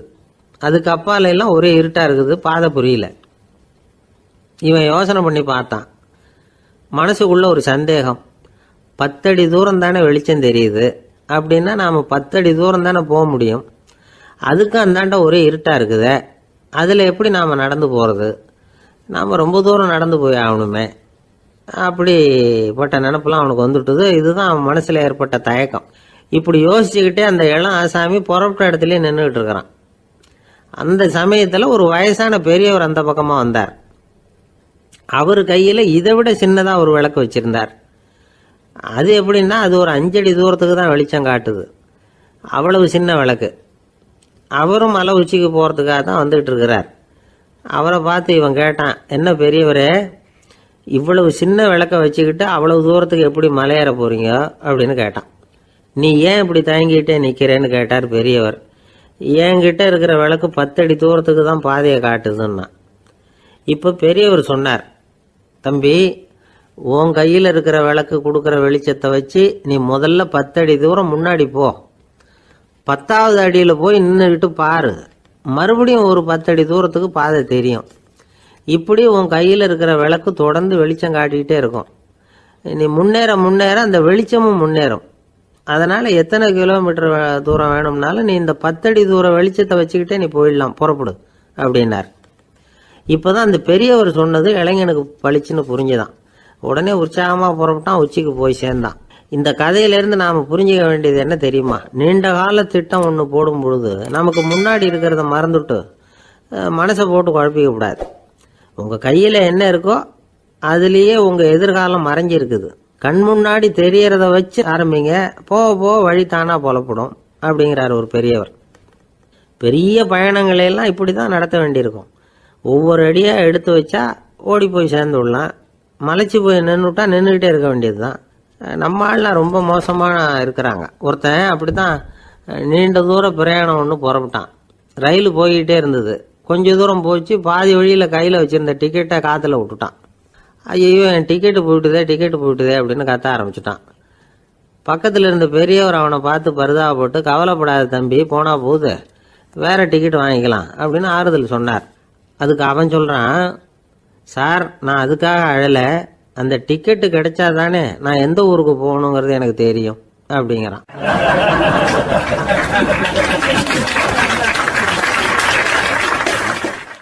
ஒரு ஊரில் ஒரு ஆள் இருந்தான். அவனுக்கு ஒரே ஒரு மகள்.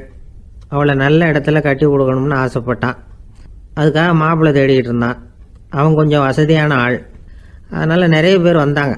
இருந்தாலும் ஒரு நல்ல குணமுள்ள மாப்பிள்ளையாக இருக்கணும் அவன் எதிர்பார்த்தான். அப்படி இருக்கணும்னு தொடர்ந்து முயற்சி பண்ணான். கடைசியாக ஒரு 3 பேர் கிடைச்சாங்க. அந்த 3 பேரில் யாரை தேர்ந்தெடுக்கிறது? இதுதான் அவனுக்கு வந்த குழப்பம். இந்த நிலைமையில் ஒரு பெரியவரை தேடி போனான். அவர்கிட்ட தன்னுடைய பிரச்சனையை சொன்னான். அவர் கொஞ்சம் யோசனை பண்ணார். அதுக்கப்புறம் 3 பேரையும் கூப்பிட்டார். இதை பாருங்கப்பா, உங்கள் 3 பேருக்கும் 3 மாத கால அவகாசம் தர்றேன். நீங்கள் இப்போ போகலாம். 3 மாதம் கழித்து திரும்பி வரலாம். அப்படி வரும்பொழுது இந்த 3 மாத காலத்தில் நீங்கள் செஞ்ச நல்ல காரியம் ஏதாவது ஒன்று சொல்லணும். அதை வச்சு உங்களில் ஒருத்தரை நாங்கள் தேர்ந்தெடுத்துக்கிறோம் அப்படின்னு சொன்னாராம். 3 பேரும் சரின்னு சொல்லிவிட்டு திரும்பி போயிட்டாங்க. 3 மாதம் ஆச்சு. அதுக்கப்புறம் ஒரு நாள் திரும்பி வந்தாங்க. அவர் அவங்கள கூப்பிட்டு உட்கார வச்சார். அப்புறம் கேட்டார், இப்போ சொல்லுங்கள், இந்த 3 மாத காலத்தில் நீங்கள் செஞ்சுருக்கிற ஏதாவது ஒரு நல்ல காரியத்தை சொல்லுங்க அப்படின்னார். முதல்ல ஒருத்தன் எழுந்திரிச்சு நின்னான். ஐயா, எங்கள் அப்பா இறந்த பிறகு அவரோட கணக்கு வழக்குகளை எடுத்து பார்த்துக்கிட்டு இருந்தேன். அவர் ஒரு வியாபாரிகிட்ட 10,000 ரூபா கடன் வாங்கியிருக்கிறதாக எழுதியிருந்தார். அந்த வியாபாரியும் இப்போ உயிரோடு இல்லை. இருந்தாலும் அந்த வியாபாரியோட மகனை தேடி கண்டுபிடிச்சேன். கணக்கு புத்தகத்தை காட்டினேன். உங்கள் அப்பா கிட்ட 10,000 ரூபா கடன் வாங்கியிருக்கிறதாக இதை எழுதியிருக்கிறார். அதனால் அதை திருப்பி கொடுக்கறதுக்காக வந்திருக்கிறேன், இந்தாங்க அந்த பணம் அப்படின்னு சொல்லி கொடுத்துட்டு வந்துட்டேன் அப்படின்னு நானும். இதை பெரியவர் கவனமாக கேட்டுக்கிட்டார். அதுக்கப்புறம் 2வது இளைஞன் எழுந்திருச்சான். ஐயா, நான் போன மாதம் ஒரு நாள் ராத்திரி வேளையில் ஒரு காட்டுப்பாதை வழியாக எங்கள் ஊருக்கு போய்கிட்டு இருந்தேன். அந்த சமயத்தில் அந்த வழியாக வந்துக்கிட்டு இருந்த ஒரு வழிப்போக்கர்கிட்ட 4-5 திருடர்கள் வம்பு வளர்த்து அவர்கிட்ட இருந்த பொருளை எல்லாம் கொள்ளையடிச்சிக்கிட்டு இருந்தாங்க. நான் உடனே ஒரு குச்சியை எடுத்துகிட்டு ஓடினேன். அந்த திருடர்களை அடித்து விரட்டினேன். பொருளை எல்லாம் மீட்டு அந்த வழிப்போக்கர்கிட்ட ஒப்படைச்சேன். அவரை பத்திரமா அழைச்சிட்டு போய் அவர் வீட்டில் விட்டுட்டு வந்தேன் அப்படின்னு நானும். இதையும் பெரியவர் கவனமாக கேட்டுக்கிட்டார். அடுத்தபடியாக 3வது இளைஞன் எழுந்திருச்சான். ஐயா, போன மாதம் ஒரு நாள் நான் ஒரு மலைப்பாதை வழியாக போய்கிட்டு இருந்தேன். மலைப்பாதை விளிம்பில் ஒரு மதகு கட்டை, அது மேலே ஒரு ஆள் படுத்து தூங்கிட்டு இருந்தான். அந்த பக்கம் தவறி உருண்டு விழுந்திருந்தான்னா அதில் பாதாளம், அது மலையடி வாரத்தில் போய் தான் விழணும், அவ்வளவு பள்ளம். அது தெரியாமல் அவன் பாட்டுக்கு தூங்கிட்டு இருந்தான். நான் உடனே அவன்கிட்ட ஓடி போய் குனிஞ்சு அவன் முகத்தை பார்த்தேன். அப்போ தான் புரிஞ்சுது, அவன் ஏற்கனவே எனக்கு தெரியும். அவனை எனக்கு நிறைய கெடுதல் பண்ணியிருக்கிறான், இடைஞ்சல் கொடுத்தவன். இருந்தாலும் ஐயோ பாவம்னு நினச்சி அவனை எழுப்பி பாதுகாப்பாக வேற ஒரு இடத்துல படுக்க வச்சுட்டு வந்தேன் அப்படின்னு நானும். பெரியவர் இதையும் கேட்டுக்கிட்டார். அதுக்கப்புறம் அவங்க 3 பேரையும் பார்த்து, நீங்கள் போகலாம், நாங்கள் யோசித்து முடிவு பண்ணி உங்களுக்கு சொல்லி அனுப்புகிறோம் அப்படின்னாராம். அந்த இளைஞர்கள் புறப்பட்டு போயிட்டாங்க. அதுக்கப்புறம் அந்த பெண்ணோட அப்பாவை பார்த்து சொன்னார், இந்த 3 பேருமே நல்ல பிள்ளைங்க தான், அதில் ஒன்றும் சந்தேகம் இல்லை. இருந்தாலும் இந்த 3 பேர் செஞ்ச செயல்களையும் ஒப்பிட்டு பார்க்க வேண்டியிருக்கு. முதல் இளைஞன் நேர்மைக்கு எடுத்துக்காட்டாக விளங்குறான். இந்த காலத்தில் இது மாதிரி இளைஞர்களை பார்க்கறது ரொம்ப கஷ்டம்தான். இருந்தாலும் அவன் கடமையை தான் செஞ்சான். 2வது இளைஞன் நல்ல வீரன், தைரியசாலி. ஒரு வீரன் எதை செய்யணுமோ அதைத்தான் இவன் செஞ்சான். இவன் ஒரு லட்சிய மனிதன். 3வது இளைஞன் தன்னுடைய பகைவனுக்கே உதவி செஞ்சிருக்கான். அவன் உயிரை காப்பாற்றியிருக்கிறான். பகைவனுக்கு அருள்வதுங்கிறது ஒரு சாதாரண மனுஷனால் செய்யக்கூடிய காரியம் இல்லை. பகையை மறக்கிறதும் பகைவனுக்கு அருள்வதும் தெய்வீக பண்புகள். அதனால் இவனையே உன்னுடைய மகளுக்கு ஏற்ற மாப்பிள்ளையா தேர்ந்தெடுக்கலாம் அப்படின்னு சொன்னாங்களாம். ஒரு நல்ல நாளில் அவங்களுக்கு திருமணம் நல்ல விதமாக நடந்து முடிஞ்சுதான். இது சுவாமி சின்மயானந்தர் சொல்லியிருக்கிற ஒரு கதை. இதிலேருந்து நாம் புரிந்து கொள்ள வேண்டிய ஒரு கருத்து, நமக்கு கெடுதல் பண்ணவங்களுக்கும் நாம் நல்லது செய்யணும். ஆனால் நடைமுறையில் அப்படி நம்மளால் செய்ய முடியறதில்ல. அதுதான் சிக்கல். நம்மால் ஒருத்தங்கிட்ட கேட்டேன், ஏண்டா உன்னுடைய பகைவன் ஒருத்தன் அது மாதிரி ஒரு மலைப்பாதை மதகு கட்டையில் படுத்திருந்தா உடனே நீ என்ன நினைப்ப அப்படின்னு கேட்டோம். இது ஒரு அருமையான சந்தர்ப்பம்னு நினைப்பேன் அப்படின்னா. எதுக்குன்னு கேட்டோம். அவனை அந்த பக்கமாக உருட்டி கீழே தள்ளுறதுக்கு அப்படின்னா.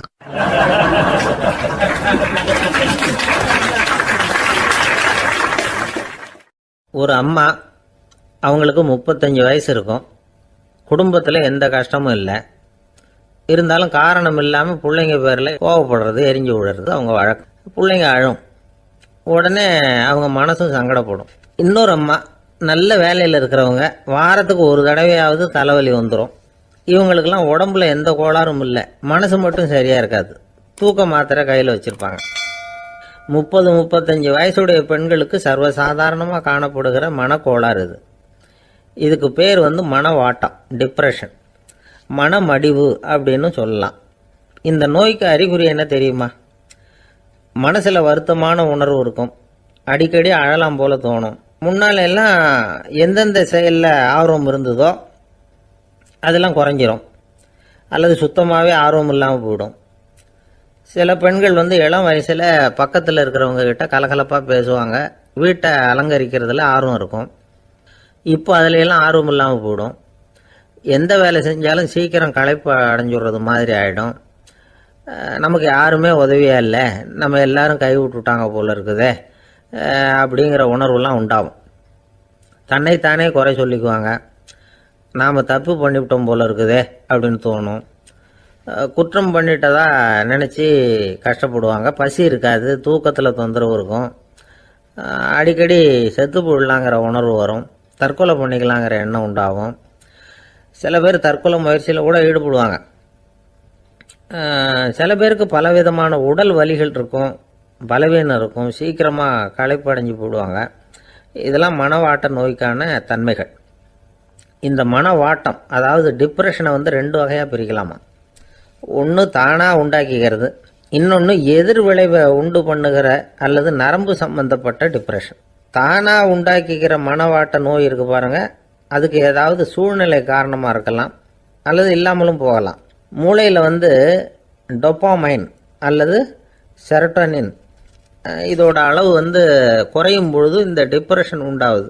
இதுக்கு ஓரளவு பிறவி காரணங்கள் கூட இருக்கலாம். குடும்பத்தில் வேற சிலருக்கும் வரலாம். பாதிக்கப்பட்ட பெண்ணை வந்து பார்க்கறதுக்கு பலவீனமாக தெரியும், கடுமையான குற்ற உணர்வு இருக்கும், தனியாக இருக்கிறதுக்கு ஆசைப்படுவாங்க, நடு ராத்திரியில் எழுந்திரிச்சு உட்காந்து கஷ்டப்பட்டுக்கிட்டு இருப்பாங்க, கொடூரமான முறையில் தற்கொலை பண்ணிக்க முயற்சி பண்ணுவாங்க, தீ வச்சுக்கிறது, அமிலத்தை குடிக்கிறது, தூக்கில் தொங்குறது. இப்படி தானாக வரவழைச்சிக்கிற மனவாட்ட நோய் வந்து மறையக்கூடிய நோய். ஒரு தடவை வந்தால் 3லேருந்து 6 மாதம் வரைக்கும் நீடிக்கும். இடைப்பட்ட காலங்களில் நோயாளி இயல்பாக இருப்பார். எதிர் விளைவை உண்டு பண்ணுகிற அல்லது நரம்பு சம்பந்தப்பட்ட மனவாட்ட நோய் எப்படின்னா, கணவன் மனைவி மாமியார் மருமகள் இப்படிப்பட்ட உறவு முறை பிரச்சனைகள், தோல்விகள், எரிச்சல்கள், ஆபீஸ் பிரச்சனை இப்படிப்பட்ட சூழ்நிலையால் உண்டாகிறது.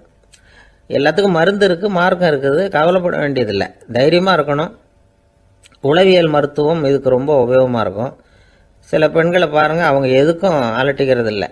ஒரு அம்மா அப்படி தான் தன்னுடைய கணவனை அழைச்சிக்கிட்டு ஒரு மனநோய் மருத்துவர்கிட்ட வந்தாங்க. டாக்டர், எங்கள் வீட்டுக்காரர் திடீர்னு ஒரு மாதிரி ஆயிட்டார், வித்தியாசமாக நடந்துகிறார்.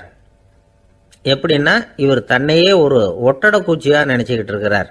அப்படி நினச்சிக்கிட்டு தன்னுடைய தலையாலேயே வீட்டில் உள்ள ஒட்டடையெல்லாம் தொடச்சிக்கிட்டு இருக்கிறார் அப்படின்னாங்க. எவ்வளவு நாளாக அப்படி இருக்குதுன்னு கேட்டார் டாக்டர். 1 வாரமாக அப்படி இருக்குது அப்படின்னாங்க அந்த அம்மா. அப்படின்னா முன்னாடியே ஏன் அழைச்சிட்டு வரல அப்படின்னு கேட்டார் டாக்டர். வீடு பூரா சுத்தமாகட்டுமேனு பார்த்துக்கிட்டு இருந்தேன் டாக்டர் அப்படின்னாங்களாம் அந்த அம்மா.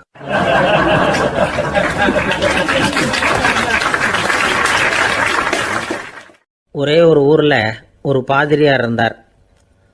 ரொம்ப நாள் சந்தோஷமாக வாழ்ந்தார். ஒரு நாள் அவர் மடத்து சமையல் அறையில் பாத்திரங்களை கழுவி துலக்கி சுத்தப்படுத்திக்கிட்டு இருந்தார். அந்த சமயத்தில் ஒரு தேவதூதன் அவர் முன்னாடி வந்து நின்னான். இவர் நிமிர்ந்து பார்த்தார்.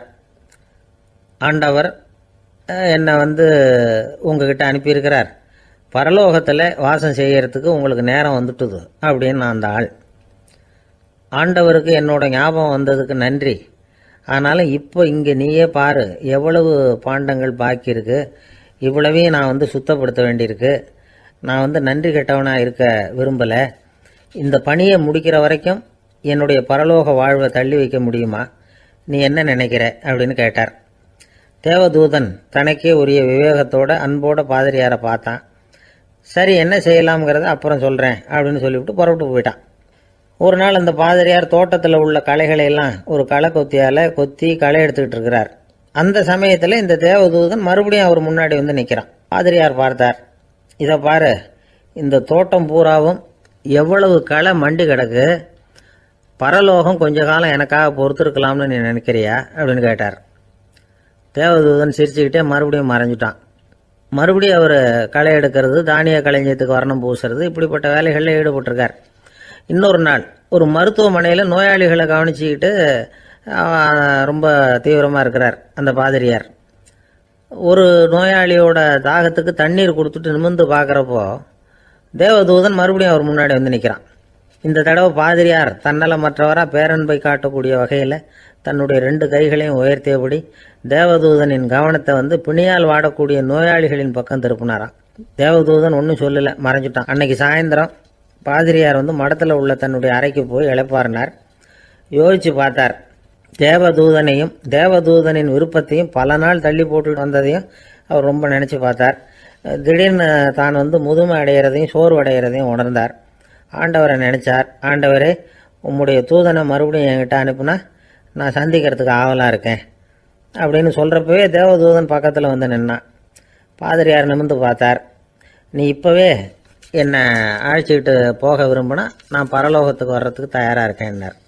தேவதூதன் அந்த பாதிரியாரை அன்போடவும் விவேகத்தோடவும் பார்த்து, நீங்கள் வந்து என் கூட பரலோகத்துக்கு வர்ற தயாராக இருக்கிறதா சொல்கிறீங்க, ஆனால் நீங்கள் இது வரைக்கும் வேற எங்கே இருந்ததான் நினைக்கிறீங்க அப்படின்னு நானும். அப்படின்னா இது வரைக்கும் இருந்த இடம் தான் பரலோகம் அப்படிங்கிறத உணர்த்தியிருக்கிறான். பரலோகம்னா என்னன்னு புரிஞ்சுக்கிறதுக்கு இந்த சம்பவம் நமக்கு உதவியாக இருக்குது.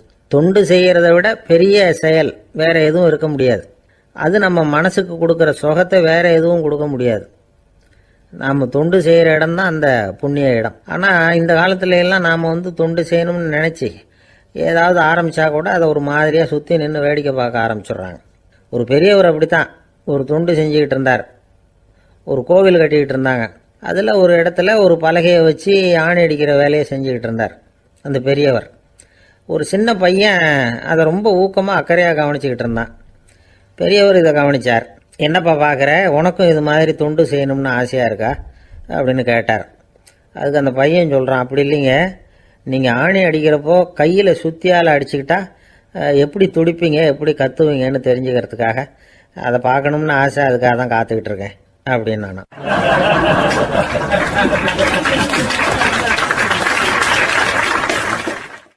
ஒரு ஊரில் ஒரு ஞானி இருக்கிறார். ரொம்ப பெரிய ஞானி. ரொம்ப வயசாயிட்டுது. கடைசி காலத்தில் அவர்கிட்ட சில பேர் வந்தாங்க. உங்கள் குரு யார் அப்படின்னு கேட்டாங்க. அவர் நிமிர்ந்து பார்த்தார். எனக்கு ஆயிரக்கணக்கான குருமார்கள் உண்டு. அவங்க பேரெல்லாம் சொல்லணும்னா இந்த காலம் பத்தாது. ஆனால் முக்கியமான ஒரு 3 பேரை பற்றி மட்டும் உங்களுக்கு சொல்கிறேன் அப்படின்னாராம். அப்புறம் சொன்னார், அந்த 3 பேரில் ஒருத்தன் ஒரு திருடன். ஒரு சமயம் ஒரு பாலைவனம் வழியாக நான் போய்கிட்டு இருந்தேன். அப்போது வழி தவறி போய் ஒரு கிராமத்துக்கு போயிட்டேன். அது இருட்டு நேரம், நடு ராத்திரி, ஊரே உறங்கி போச்சு. அந்த நேரத்தில் ஒரு ஆள் மட்டும் ஒரு வீட்டு சுவத்தில் ஏதோ பண்ணி உள்ளே நுழையிறதுக்கு முயற்சி பண்ணிகிட்டு இருக்கிறான். அவங்கிட்ட போய் நான் இன்னைக்கு இங்கே எங்கே தங்க முடியும் அப்படின்னு கேட்டேன். அதுக்கு அவன், இந்த ராத்திரி வேளையில் அது ரொம்ப சிரமம், ஒரு திருடனோட உங்களால் தங்க முடியும்னா நீங்கள் என்னோட தங்கலாம் அப்படின்னா. நான் அவங்க கூட 1 மாதம் தங்கியிருந்தேன். ஒவ்வொரு நாள் ராத்திரியும் இப்போ நான் என்னுடைய வேலைக்கு போகிறேன், நீங்கள் ஓய்வு எடுத்துக்கோங்க அப்படின்னு சொல்லிவிட்டு போவான். அவன் திரும்பி வந்த உடனே உனக்கு ஏதாவது கிடைச்சிதான்னு நான் கேட்பேன். அதுக்கு அவன், இன்னைக்கு ராத்திரி ஒன்றும் இல்லை, நாளைக்கு மறுபடியும் முயற்சி பண்ணுவேன் அப்படின்பா. எப்பவும் அவன் நம்பிக்கை இழந்ததே கிடையாது. எப்பவும் சந்தோஷமாகவே இருப்பான். நானும் ரொம்ப காலமாக தியானம் பண்ணிக்கிட்டே இருந்தேன். ஒன்றுமே நடக்கலை. ஆனால் நான் என்ன பண்ணேன் தெரியுமா, மனசு வருத்தப்படும், நம்பிக்கை இழந்துருவேன். அப்போல்லாம் அந்த திருடனுடைய விடாமுயற்சி தான் ஞாபகத்துக்கு வரும். அதனால் அந்த திருடன் எனக்கு ஒரு குரு. என்னுடைய 2வது குரு யாருன்னா அது ஒரு நாய். இது எப்படின்னா, ஒரு சமயம் எனக்கு ரொம்ப தாகமாக இருந்தது. ஒரு நதியை நோக்கி போய்கிட்டு இருந்தேன். அப்போ ஒரு நாயும் வந்தது. அதுக்கும் தாகம். ஓடி வந்து ஆற்றை பார்த்தது. அதோட நிழல் ஆற்றுல தெரிஞ்சது. அதை பார்த்ததும் பயந்துட்டுது. அதாவது அது தன்னுடைய சொந்த உருவத்தையே கண்டு பயந்தது. அதை பார்த்து குறைக்குது, திரும்பி ஓடிச்சு. ஆனால் அதுக்கு தாகம் அதிகமாக இருந்ததுனால அது மறுபடியும் திரும்பி வந்தது. பார்த்தா மறுபடியும் தண்ணியில் நாயோட உருவம் தெரியுது. இப்படி சில தடவை பண்ணிச்சு. இருந்தாலும் கடைசியில் தண்ணியில் குதிச்சுட்டுது துணிஞ்சி. இப்படி குதித்த உடனே அதோட உருவமும் மறைஞ்சுட்டுது. இதை பார்த்தேன். நான் என்ன புரிஞ்சுக்கிட்டேன்னா, எவ்வளவுதான் பயம் இருந்தால் கூட ஒருத்தன் தைரியமாக காரியத்தில் இறங்கணும் அப்படிங்கிறத புரிஞ்சுக்கிட்டேன். இந்த போதனை அந்த நாய்கிட்ட இருந்து எனக்கு கிடைச்சிது. இது ஒன்று. அடுத்தது என்னுடைய 3வது குரு யாருன்னா அது ஒரு சின்ன குழந்தை. நான் ஒரு சமயம் ஒரு நகரத்துக்கு போனேன். அங்கே ஒரு குழந்தை எரிகிற மெழுகுவத்தி ஒன்று எடுத்துக்கிட்டு வந்தது. நான் அந்த குழந்தைய பார்த்து வேடிக்கையாக கேட்டேன், ஏன் பாப்பா இந்த மெழுகுவத்தியை நீயாவே கொளுத்துனியா அப்படின்னு கேட்டேன். ஆமான்னுது அந்த குழந்தை. சரி, இந்த மெழுகுவத்தி முன்னாடி எரியாமல் இருந்தது, இப்போ எரியுது. இந்த மெழுகுவத்திக்கு வெளிச்சம் எங்கேருந்து வந்தது, அதை எனக்கு காட்ட முடியுமா அப்படின்னு கேட்டேன் அந்த குழந்தைகிட்ட. இதுக்கு அந்த குழந்தை சிரிச்சுக்கிட்டு அந்த மெழுகுவத்தியை ஊதி அணைச்சுட்டுது. அதுக்கப்புறம் என்னை பார்த்து கேட்டுது, இப்போ இந்த மெழுகுவத்தியின் வெளிச்சம் போனதை பார்த்தீங்க இல்லையா, அது எங்கே போச்சுன்னு எனக்கு சொல்லுங்க அப்படின்னுது. அந்த குழந்தை இப்படி கேட்டதும் என்கிட்ட இருந்த ஆணவம் அழிஞ்சுட்டுது. நான் படித்ததெல்லாம் அந்த வினாடியில் சுக்கு நூறாக போயிட்டுது. என்னுடைய முட்டாள்தனத்தை நான் உணர்ந்தேன் அப்படின்னு இவ்வளவும் அந்த ஞானி விவரமாக சொன்னாராம். அதனால் நாம் இன்னார்கிட்ட இருந்து தான் இதை கற்றுக்கணுங்கிறது இல்லை, யாருக்கிட்ட இருந்தும் எதையும் கற்றுக்கலாம். நம்மால் ஒருத்தன் ஒரு நாய் வளர்த்துக்கிட்டு இருந்தான். அந்த நாய்க்கு வால் கிடையாது. யாரோ ஏற்கனவே வெட்டி எடுத்துட்டாங்க. இந்த நாய் தான் சார் எனக்கு குரு, அதுகிட்டே இருந்து கூட நான் பாடம் கற்றுக்கிட்டு இருக்கிறேன் அப்படின்னா. அப்படி என்ன கற்றுக்கிட்டேன் இந்த வால் இல்லாத நாய்கிட்டே இருந்து அப்படின்னு கேட்டோம். நாம் யாருக்கிட்டையும் வாலாட்டக்கூடாது அப்படிங்கிற பாடத்தை அதுகிட்டே இருந்து தான் நான் கற்றுக்கிட்டேன் அப்படின்னா.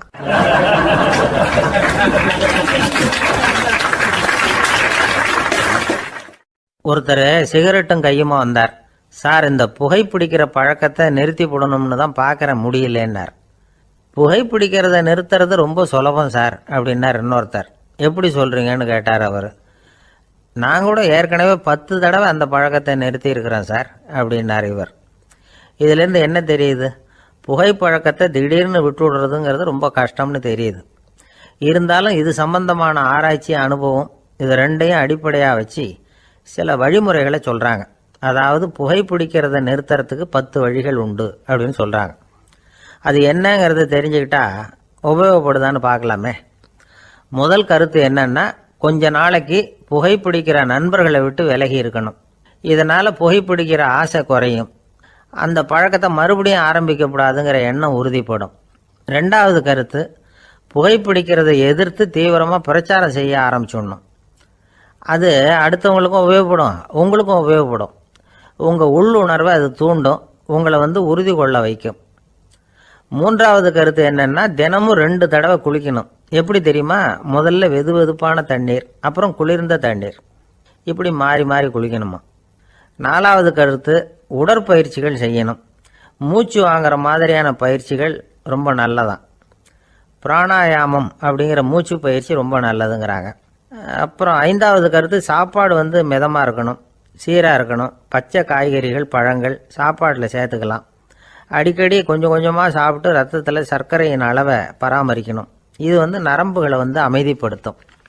6வது கருத்து என்னன்னா, ரொம்ப நேரம் பசியோடு இருக்கக்கூடாது. புகைப்பிடிக்கிறத நிறுத்த முயற்சி செய்யும் பொழுது எடை குறைப்பு நடவடிக்கைகளை மேற்கொள்ளக்கூடாது. 7வது கருத்து, காப்பி, தேநீர், மதுபானம், அப்புறம் போதைப் பொருள்கள் கலந்த உணவுகள் இதெல்லாம் வேணாம். புகைப்பிடிக்கிறத அதெல்லாம் ஊக்கப்படுத்தும். கடுகு, மிளகு, அப்புறம் காரமான பொருள்களை தவிர்க்கணும். உப்பு அளவை குறைக்கணும். தினமும் 10 குவளை தண்ணீராவது குடிக்கணும். வெறும் தண்ணி புகைப்பிடிக்கிற ஆவலை தணிக்குதான். 8வது கருத்து, கையில் சிகரெட்டு, புகையில ஏதாவது இருந்தால் உடனே தூக்கி எறிஞ்சிருங்க. அது கையில் இருக்கிற வரைக்கும் புகைப்பிடிக்கிற ஆசை வந்துக்கிட்டே இருக்கும்.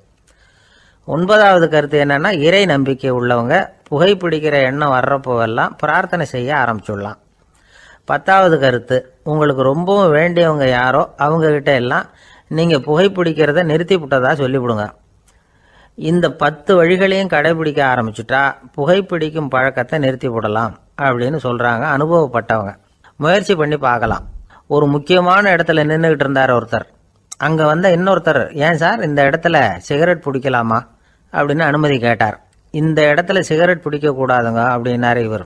நீங்கள் இப்படி சொல்கிறீங்க, ஆனால் இந்த இடத்துல கீழே நிறைய சிகரெட் துண்டுகள் கிடக்குதே, அவங்கெல்லாம் யார்?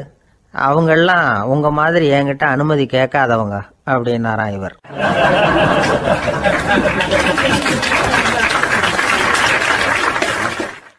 இந்த உலகத்தில் எவ்வளவோ உயிரினங்கள் இருக்குது. ஒவ்வொன்றும் ஒவ்வொரு விதமாக சண்டை போடுது. இப்போ 2 மாடு சண்டை போட்டுக்குதுன்னு வச்சுங்க, என்ன பண்ணும்? 2 முட்டிக்கும். அதுக்கு சண்டை போடுறதுக்கு ஆயுதமாக உபயோகப்படுறது அதோட கொம்பு.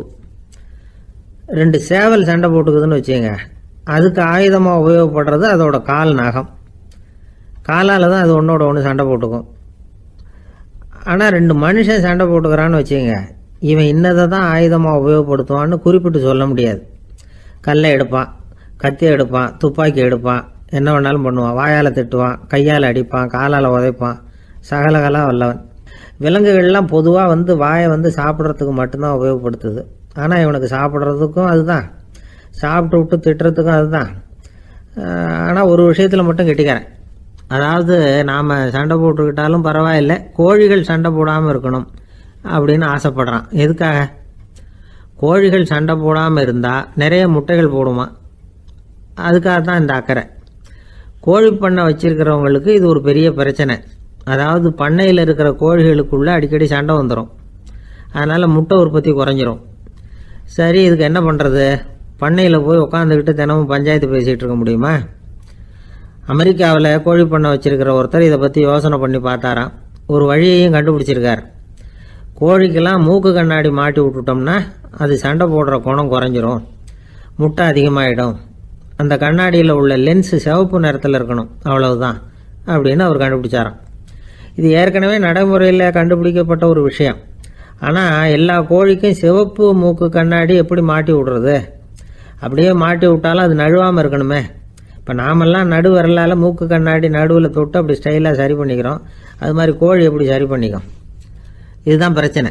இதுக்கு அவர் என்ன வழி கண்டுபிடிச்சாருன்னா, கோழிக்கெல்லாம் மூக்கு கண்ணாடிக்கு பதிலாக விழியொட்டு வில்லைகள், கான்டாக்ட் லென்ஸ், அதை பொருத்தி விட்டா என்ன அப்படின்னு யோசனை பண்ணார். அதே மாதிரி பண்ணார். அதே மாதிரி செஞ்சு பார்த்தார், வெற்றி. அதுக்கப்புறம் கோழியெல்லாம் சண்டை போட்டுக்கலையாம், சமாதான பிரியர்கள் ஆகிட்டு தான். கோழிகளுக்கு இயல்பாகவே சண்டை போடுற குணம் உண்டு. ஆனால் அதோட கண்ணுக்கு பார்க்குற பொருள்லாம் ரோஜா நிறத்துலையோ அல்லது இன்னும் சொல்ல போனால் அழுத்தமான சிவப்பு நிறத்துலையோ தெரிஞ்சதுன்னா சண்டை போடுற குணம் குறைஞ்சிருதான். அந்த சமயத்தில் அது அதிகமாகவும் முட்டையிட ஆரம்பிச்சுடுதான். அதே நேரத்தில் இறை எடுக்கிறத கூட குறைச்சிக்குதான். இது ஏன் இப்படி பண்ணுதுங்கிறது விஞ்ஞானிகளுக்கு இன்னமும் புரியலையா. எப்படியோ அமெரிக்க கோழிகள்லாம் கான்டாக்ட் லென்ஸ் பொருத்திக்க ஆரம்பித்தாச்சு. கோழி கழுத்தை பிடிச்சிக்கிட்டு ஒரு சில வினாடிகளில் அதை பொருத்தி விட்றாங்களாம். கோழியோட ஆயுள் பூரா அது அப்படியே இருக்குமா. பண்ணையில் முட்டை உற்பத்தி குறைஞ்சா இது மாதிரி விஞ்ஞானபூர்வமாக பரிகாரம் தேடுறது தான் நல்லது. நமக்கு வேண்டியப்பட்ட ஒருத்தர், அவர் ஒரு கோழி பண்ணை வச்சுருந்தார். அந்த பண்ணையில் பாதி கோழி திடீர்னு செத்து போச்சு. உடனே ஒரு கால்நடை மருத்துவர்கிட்ட போக வேண்டியது தானே. அங்கே போகல. உள்ளூரில் மந்திரம் பண்ணிகிட்டு இருந்த ஒரு சாமியார்கிட்ட போனார். அவர் காலில் விழுந்தார். சாமி, என் பண்ணையில் பாதி கோழி செத்து போட்டுதுன்னார். சாமியார் யோசனை பண்ணார். சரி, பண்ணையில் வாசப்படி கிழக்கு பக்கமாக வச்சுருக்கியா மேற்கு பக்கமாக வச்சுருக்கியான்னு கேட்டார். கிழக்கு பக்கமாக இருக்குன்னார் அவர். அதுதான் தப்பு, மேற்கு பக்கமாக அதை மாற்று சரியாக போடும்னாராம். அதே போல் இவர் போய் மாற்றிவிட்டார். அப்பவும் பாதி செத்து போச்சு. மறுபடியும் சொன்னார், சாமி மறுபடியும் பாதி கோழி செத்து போட்டுதேன்னார். சரி, கூரை எப்படி போட்டிருக்க? ஓடு போட்டிருக்கியா இல்லை கீத்து போட்டிருக்கியான்னார். ஓடு போட்டிருக்கேன்னாராம் அவர். அதுதான் தப்பு, கீத்து போட்டுரும் சரியாக போடும்னாராம். சரின்னு போய் அதையும் மாற்றி பார்த்தார். மறுபடியும் போயிட்டுது, கோழி செத்து போச்சு. வந்தார். மறுபடியும் பாதி செத்து போச்சு சாமின்னு வந்தார். இவரும் யோசனையை மாற்றி மாற்றி சொல்லிகிட்டே இருக்கிறார்.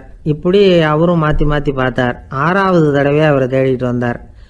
அந்த சமயத்தில் இவர் ரொம்ப தீவிரமாக யோசனை பண்ணி பார்த்துட்டு, அது சரிப்பா, நீயும் என்கிட்ட சளைக்காமல் வந்துக்கிட்டு இருக்கிற, நானும் யோசனை சொல்லிகிட்டு இருக்கேன்.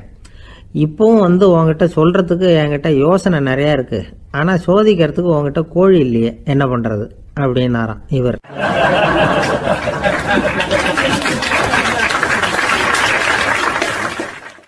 ஒரு சீன தேசத்து அரசர் இருந்தார். அவருக்கு வயசாயிட்டுது. அவருக்கு அடுத்தபடியாக அவருடைய புள்ள பட்டத்துக்கு வரணும், ஆட்சி பொறுப்பை ஏற்றுக்கணும். ஒரு நல்ல தலைவனுக்கு இருக்க வேண்டிய பண்புகள்லாம் தன்னுடைய மகனுக்கு இருக்கணும்னு விரும்பினார் அந்த அரசர். அதனால் இளவரசனை பக்கத்தில் இருந்த ஒரு குரு கிட்ட அனுப்புனார். இளவரசன் அவர்கிட்ட போய் சேர்ந்தான். அந்த குரு என்ன பண்ணார் தெரியுமா? இவனை பார்த்து சொன்னார், இதை பாருப்பா, நீ என்ன பண்ணுற, இப்போவே பக்கத்தில் இருக்கிற காட்டுக்கு போ, நடு காட்டில் போய் ஒரு இடத்துல உட்காந்துக்கோ. அங்கே என்னென்ன சத்தம்லாம் உன் காதில் விழுதுன்னு கவனித்து கேளு. உன் காதில் விழுந்த ஓசைகள் என்னென்னங்கிறத என்கிட்ட சொல்லு, அதுதான் எனக்கு தெரியணும், உனக்கு வேலையும் அதுதான் அப்படின்னு சொல்லி அனுப்பி வச்சுட்டார். இளவரசன் காட்டுக்கு போனான். குரு சொன்னபடியே ஒரு இடத்துல உட்காந்து கவனித்து கேட்டான். அதுக்கப்புறம் குருக்கிட்ட திரும்பி வந்தான். என்னென்ன சத்தம்லாம் கேட்ட அப்படின்னு கேட்டார் குரு. குருவே, காட்டில் நான் பறவைகள் சத்தம்லாம் கேட்டேன், மிருகங்களின் ஓசையையும் கேட்டேன், இதை தவிர இடி மின்னல் மழை இதுகளோட சத்தத்தையும் கேட்டேன் அப்படின்னா.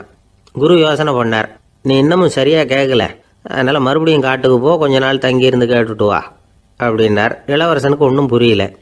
இருந்தாலும் குருவின் கட்டளையாச்சே, மறுக்க முடியுமா? உடனே அவன் மறுபடியும் காட்டுக்கு போனான். ஒரு இடத்துல உட்காந்தான். கொஞ்ச நேரம் உன்னிப்பாக கவனித்து கேட்டான். சில நாள் கழித்து குருக்கிட்ட திரும்பி வந்தான். குருவே, இந்த தடவை சில துல்லியமான சத்தங்களை எல்லாம் கேட்டான். தேனி பறக்கிற சத்தம், நீரோடையின் மெல்லிய ஓசை, இதெல்லாம் கேட்டேன்னா. குரு சிரித்தார். நீ மறுபடியும் காட்டுக்கு போ, இன்னும் சில நாள் அங்கே இரு, முழுமையாக கவனமாக கேட்டுக்கிட்டு வா அப்படின்னு சொல்லி அனுப்பி வச்சுட்டார். இளவரசனுக்கு குழப்பம் அதிகமாயிட்டுது. ஒன்றுமே புரியல. மறுபடியும் காட்டுக்கு போனான். மௌனமாக ஒரு இடத்துல உட்காந்துட்டான். அப்படியே தியானத்தில் ஆழ்ந்துட்டான். சில நாளில் அவனுக்கு இதுவரை கேட்காத ஓசைகள்லாம் கேட்க ஆரம்பிச்சிட்டுது. இதைத்தான் நான் கேட்கணும்னு என்னுடைய குரு எதிர்பார்த்துருக்கிறாருங்கிறத புரிஞ்சுக்கிட்டான். உடனே குரு கிட்ட ஓடனான். குருவே, இந்த தடவை காதுகளுக்கு கேட்க முடியாத சில ஓசைகளை கூட என்னால் உணர முடிஞ்சுது. பூ மலருகிற ஓசை, சூரியனால் பூமி சூடாகிறப்போ எழுகிற ஓசை, காலை பனித்துளி இந்த புல்லுலாம் குடிக்கிற ஓசை, இது எல்லாம் என்னால் நல்லா கேட்க முடிஞ்சுது அப்படின்னா. குருவுக்கு இப்போ தான் திருப்தி ஏற்பட்டு தான் இளவரசனை பார்த்து சொன்னார், இதை பாருப்பா, இப்போ தான் நாட்டை ஆளுகிற தகுதி உனக்கு வந்திருக்குது அப்படின்னு சொல்லி அதுக்கு விளக்கமும் கொடுத்தாராம். எந்த அரசன் தன்னுடைய மக்களின் இதயம் பேசுகிற மௌன மொழியை, மௌன வார்த்தைகளை கேட்குறானோ அவன்தான் ஆள தகுதி உள்ளவன். எந்த அரசன் தன்னுடைய மக்களின் உணர்ச்சிகளை உண்மையாக உணர்றானோ அவன்தான் முதன்மையான அரசன்.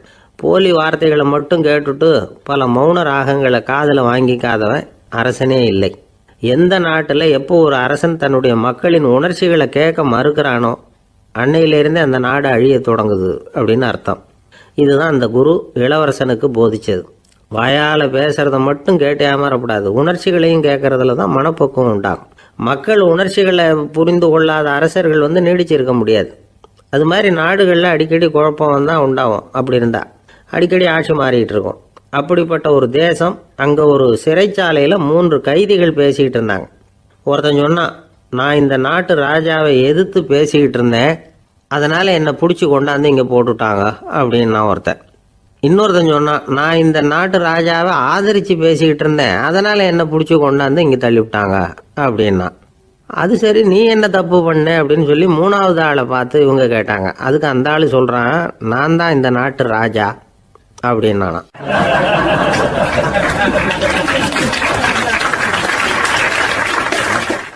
ஒரு ஊரில் ஒரு பெரிய ஞானி இருந்தார். அவர் படுக்கையில் இருந்தார். இன்னும் கொஞ்ச நேரம்தான் அவர் இந்த உலகத்தில் இருக்க போகிறார். அவரை சுற்றி ஏகப்பட்ட கூட்டம். ஏற்கனவே அவருடைய உபதேசங்களை கேட்டவங்க பல பேர் அவரை சுற்றி நிற்கிறாங்க. அந்த ஞானி மெதுவாக கண்ணை திறந்து பார்க்குறார். எல்லாரும் அவருடைய கடைசி வார்த்தையை கேட்கறதுக்காக அவளோட காத்துக்கிட்டு இருக்கிறாங்க. அந்த ஞானி மெதுவாக பேச ஆரம்பித்தார். நான் என்னுடைய வாழ்நாள் பூராவும் உங்களுக்கு நிறைய போதனைகள் சொல்லிக்கிட்டு இருக்கிறேன். பேரானந்தம், மகிழ்ச்சி, தியானத்தன்மை, இதை பற்றியெல்லாம் சொல்லியிருக்கிறேன். இப்போ நான் வேற ஒரு கரைக்கு போய்கிட்டு இருக்கிறேன். நான் இனிமேல் இந்த கரையில் இருக்க மாட்டேன். நீங்கள் நான் சொன்னதையெல்லாம் கேட்டீங்க, ஆனால் எதையும் நீங்கள் நடைமுறைப்படுத்தி பார்க்கல. எல்லாம் கேட்டதோடு சரி, அதோடு விட்டுவிட்டீங்க. அப்புறம் அதை தள்ளி போட்டுக்கிட்டே வந்துட்டீங்க. மேலும் அதை தள்ளி போடுறதுல எந்த பிரயோஜனமும் கிடையாது. இப்போ நான் போய்கிட்டு இருக்கிறேன், உங்களில் யாராவது என்னோட வர்றதுக்கு தயாரா அப்படின்னு கேட்டார். அவ்வளவுதான், யாரும் வாயை திறக்கலை. ஒரே மௌனம், சத்தமே இல்லை. ஒருத்தர் பார்த்துக்கிட்டே நிற்கிறாங்க. அந்த கூட்டத்தில் ஒரு ஆள் அந்த ஞானி கூடவே 40 வருஷத்துக்கு மேலே இருந்திருக்கிறான். அவனும் வாயை திறக்காமல் இன்னொருத்தன் முகத்தை பார்த்துக்கிட்டே நிற்கிறான். இந்த சமயத்தில் பின்னாடி நின்றுக்கிட்டு இருந்த ஒருத்தன் கையை தூக்கினான். ஞானி அவனை பார்த்தார். சரி, ஒருத்தனுக்காவது நம்மோட வர்றதுக்கு தைரியம் இருக்குது அப்படின்னு நினச்சார். ஆனால் அந்த ஆள் என்ன சொன்னான் தெரியுமா? ஐயா, நீங்கள் கேட்குறப்போ நான் உடனே எழுந்திருக்கல, கையை மட்டும்தான் தூக்கினேன். என்ன காரணம்னா, நான் எப்படி அடுத்த கரைக்கு சேர்றதுங்கிறது தெரிஞ்சுக்கிறதுக்காக தான். அந்த விவரத்தை மட்டும் இப்போ உங்ககிட்ட இருந்து நான் தெரிஞ்சுக்க ஆசைப்படுறேன். ஏன்னா இப்போ நான் உங்கள் கூட வர்றதுக்கு தயாராக இல்லை. எவ்வளவோ காரியங்களை நான் இன்னும் இங்கே முடிக்க வேண்டியிருக்குது. வீட்டுக்கு ஒரு விருந்தினர் வந்திருக்கிறார். என்னுடைய இளைய மகனுக்கு கல்யாணம் பண்ணி வைக்கணும். அதனால் இன்றைக்கி உங்கள் கூட வர முடியாது. அது மட்டும் இல்லை, இப்போ உங்கள் கூட அடுத்த கரைக்கு வந்தால் திரும்பி வர முடியாதுன்னு வேறு சொல்கிறீங்க. அதனால் இப்போ நான் வரல. இன்னொரு நாள் நிச்சயமாக நான் வர்றேங்க, உங்களை சந்திக்கிறேன். அதனால் இப்போ நீங்கள் இன்னொரு தடவை எங்களுக்கு விளக்கமாக சொல்லணும். ஏற்கனவே பல தடவை சொல்லியிருக்கிறீங்க. தயவு பண்ணி இப்போ ஒரு தடவை சொன்னீங்கன்னா சௌகரியமாக இருக்கும். அந்த அடுத்த கரையை அடையிறது எப்படி, இப்போ ஒரு தடவை அதை விளக்கமாக சொல்லிட்டீங்கன்னா நல்லா ஞாபகப்படுத்திக்குவேன். அது சரியான சமயம் வர்றப்போ இது எனக்கு உதவியாக இருக்கும் அப்படின்னு நானா. ஆனால் உண்மை என்ன தெரியுமா? அந்த சரியான சமயம் வரவே இல்லை அப்படிங்கிறது தான் உண்மை. இப்படி அந்த கதை முடியும். இந்த கதை அந்த ஒரு ஆளுக்கு மட்டும் இல்லை, கிட்டத்தட்ட எல்லாருக்குமே அது பொருந்தும் அப்படிங்கிறாங்க விவரம் தெரிஞ்சவங்க. எல்லாருமே அந்த சரியான தருணத்துக்காக தான் காத்துக்கிட்டு இருக்கிறாங்களாம். அதுக்காக ஜோசியம் பார்க்குறாங்க, கைரேகை பார்க்குறாங்க, நாளைக்கு என்ன நடக்குங்கிற ஆவலில் எல்லாரும் காத்துக்கிட்டு இருக்கிறாங்க. ஆனால் அந்த ஒரு நாள் ஒருபோதும் வரப்போகிறதில்ல. நீங்கள் தள்ளி போடுறதுக்காக பல அர்த்தமில்லாத காரணங்களை தேடுறீங்க அப்படிங்கிறார் ஒரு ஞானி. காத்திருக்கிறதுலேயே நம்ம காலம் ஓடி போயிடுது. ஏன்னா இன்னைக்கு நாம் சிந்திக்கிறது நாளைக்கு நாம் சிந்திக்கிறது இல்லை.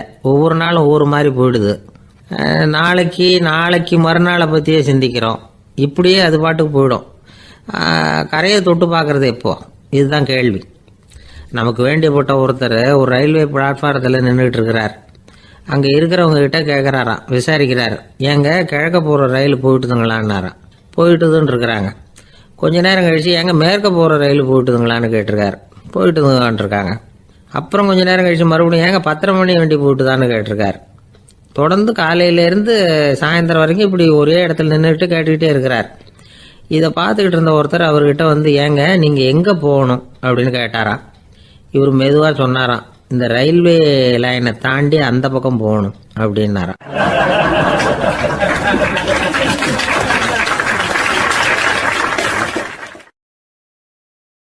திருநெல்வேலி மாவட்டத்தில் கோவில்பட்டிக்கு பக்கத்தில் உள்ள ஊர் கடம்பூர்.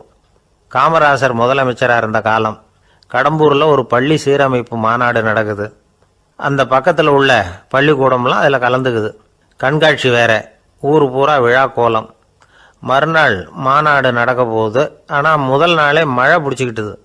மறுநாளும் அது விடாமல் பேஞ்சிக்கிட்டு இருக்குது.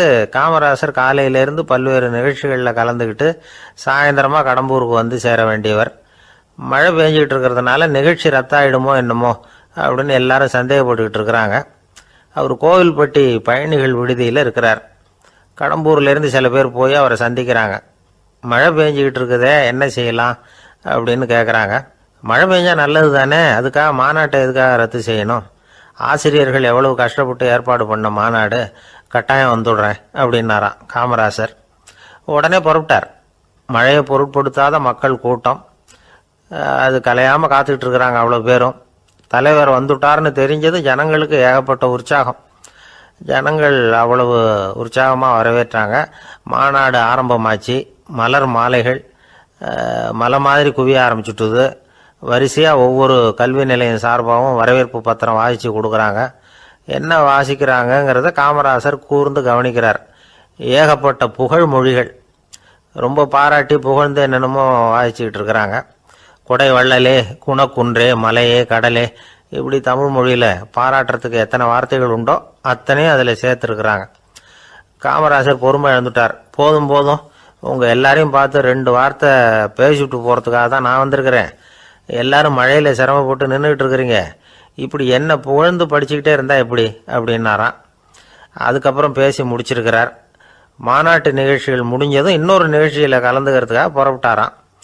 ஒரு திறந்த ஜீப்பில் அவரை ஊர்வலமாக அழைச்சிக்கிட்டு போயிருக்கிறாங்க. தெருவில் 2 பக்கமும் ஏகப்பட்ட கூட்டம். அங்கங்கே ஜீப்பை நிறுத்தி ரோஜா மாலை, ஜருக மாலை இப்படி போட்டுக்கிட்டே இருக்கிறாங்க.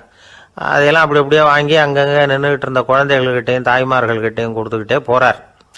அந்த சமயத்தில் கூட்டத்துக்கு அப்பால் ஒரு பெரியவர் கையில் ஒரு மல்லிகை சரத்தோடு நின்றுட்டு இருக்கிறார். அவரால் முண்டி அடிச்சுக்கிட்டு முன்னால் வர முடியல. காமராசர் இதை கவனிக்கிறார். அவ்வளவுதான், உடனே நிறுத்தப்பா வண்டியை அப்படிங்கிறார். ஜீப்பு நிற்கிது. டிரைவரை பார்த்து, அதோ பார், அங்கே ஒருத்தர் நிற்கிறார் பார், அவரை இங்கே அழைச்சிட்டு வா அப்படின்னாராம். கூட்டம் வழி விடுது. அந்த பெரியவரை கிட்டத்தில் அழைச்சிட்டு வர்றாங்க. காமராசர் அவரை பார்த்து, வாங்க வாங்க, நல்லா இருக்கீங்களா அப்படின்னு சத்தம் போட்டு உற்சாகமாக விசாரிக்கிறாராம். பெரியவர் கண்களில் கண்ணீர், பேச்சு வரல. மல்லிகை சரத்தை அவருக்கு போடுறார். கொஞ்ச நேரம் அவர்கிட்ட பொறுமையாக பேசிக்கிட்டு இருந்துட்டு அவரை அனுப்பி வைக்கிறார் காமராசர். பெரியவர் போனதுக்கு அப்புறம் காமராசர் பக்கத்தில் இருந்தவங்க கிட்ட சொல்கிறார் அந்த பெரியவரை பற்றி. அந்த காலத்தில் ரொம்ப கஷ்டப்பட்டவர் இவர், ஜெயிலுக்கு போனவர் அப்படின்னு ரொம்ப உருக்கமாக நெகிழ்ந்து போய் சொல்கிறார். இதில் ஒரு விஷயத்தை கவனிங்க. தன்னை புகழ்ந்து படிக்கப்பட்ட வாழ்த்து மடலை படிக்க வேணாம்னு தடுத்து நிறுத்தினார். எங்கேயோ ஒரு மூலையில் கையில் ஒரு 4 முழம் மல்லிகை சரத்தோடு ஒதுங்கி நின்றுக்கிட்டு இருந்த அந்த தொண்டரை அவ்வளவு பெரிய கூட்டத்துக்கு நடுவுலையும் தேடி கண்டுபிடிச்சி கிட்டத்தில் கூப்பிட்டு அவர் கொடுத்த அன்பு மாலையை வாங்கி கழுத்தில் போட்டுக்கிட்டார். அதுதான் காமராசர். தோல்விகள் கூட அவரை கொஞ்சம் கூட பாதித்ததில்லை. ஒரு பொது தேர்தலில் அவர் தோற்று போகிறார். தொண்டர்கள்லாம் அழறாங்க.